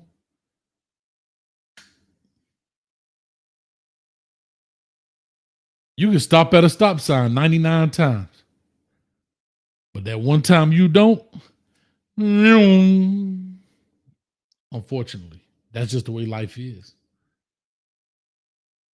It is just the reality of it. So anyway, man, this was fun. This was interesting. Let me cut him off the line here. Anyway, I'm sorry. Goodbye. This was fun. This was interesting, man. Had a great time tonight. I know people want to vent, and we'll do a pregame show here for Saturday. Oh, they play at 3:30, so we'll probably do it somewhere around there, or 3 o'clock, 3:30, whatever it is. We'll definitely make it happen. Like I said, the spread. Thank you, Canes for life. The spread. Listen, dog. 29.5, bro. I ain't saying we covered that because we didn't even score 29.5 points this season, except for Bethune-Cookman and Stanford. I don't think we scored 29 points this season, but twice against Bethune-Cookman and Stanford. And we only got that because it was the second half. Think about it. We literally scored 35 points in the second half.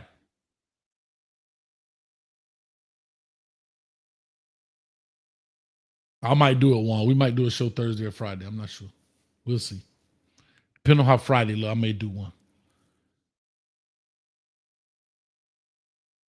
But again, this was fun. I appreciate y'all. Thank y'all so much for coming in.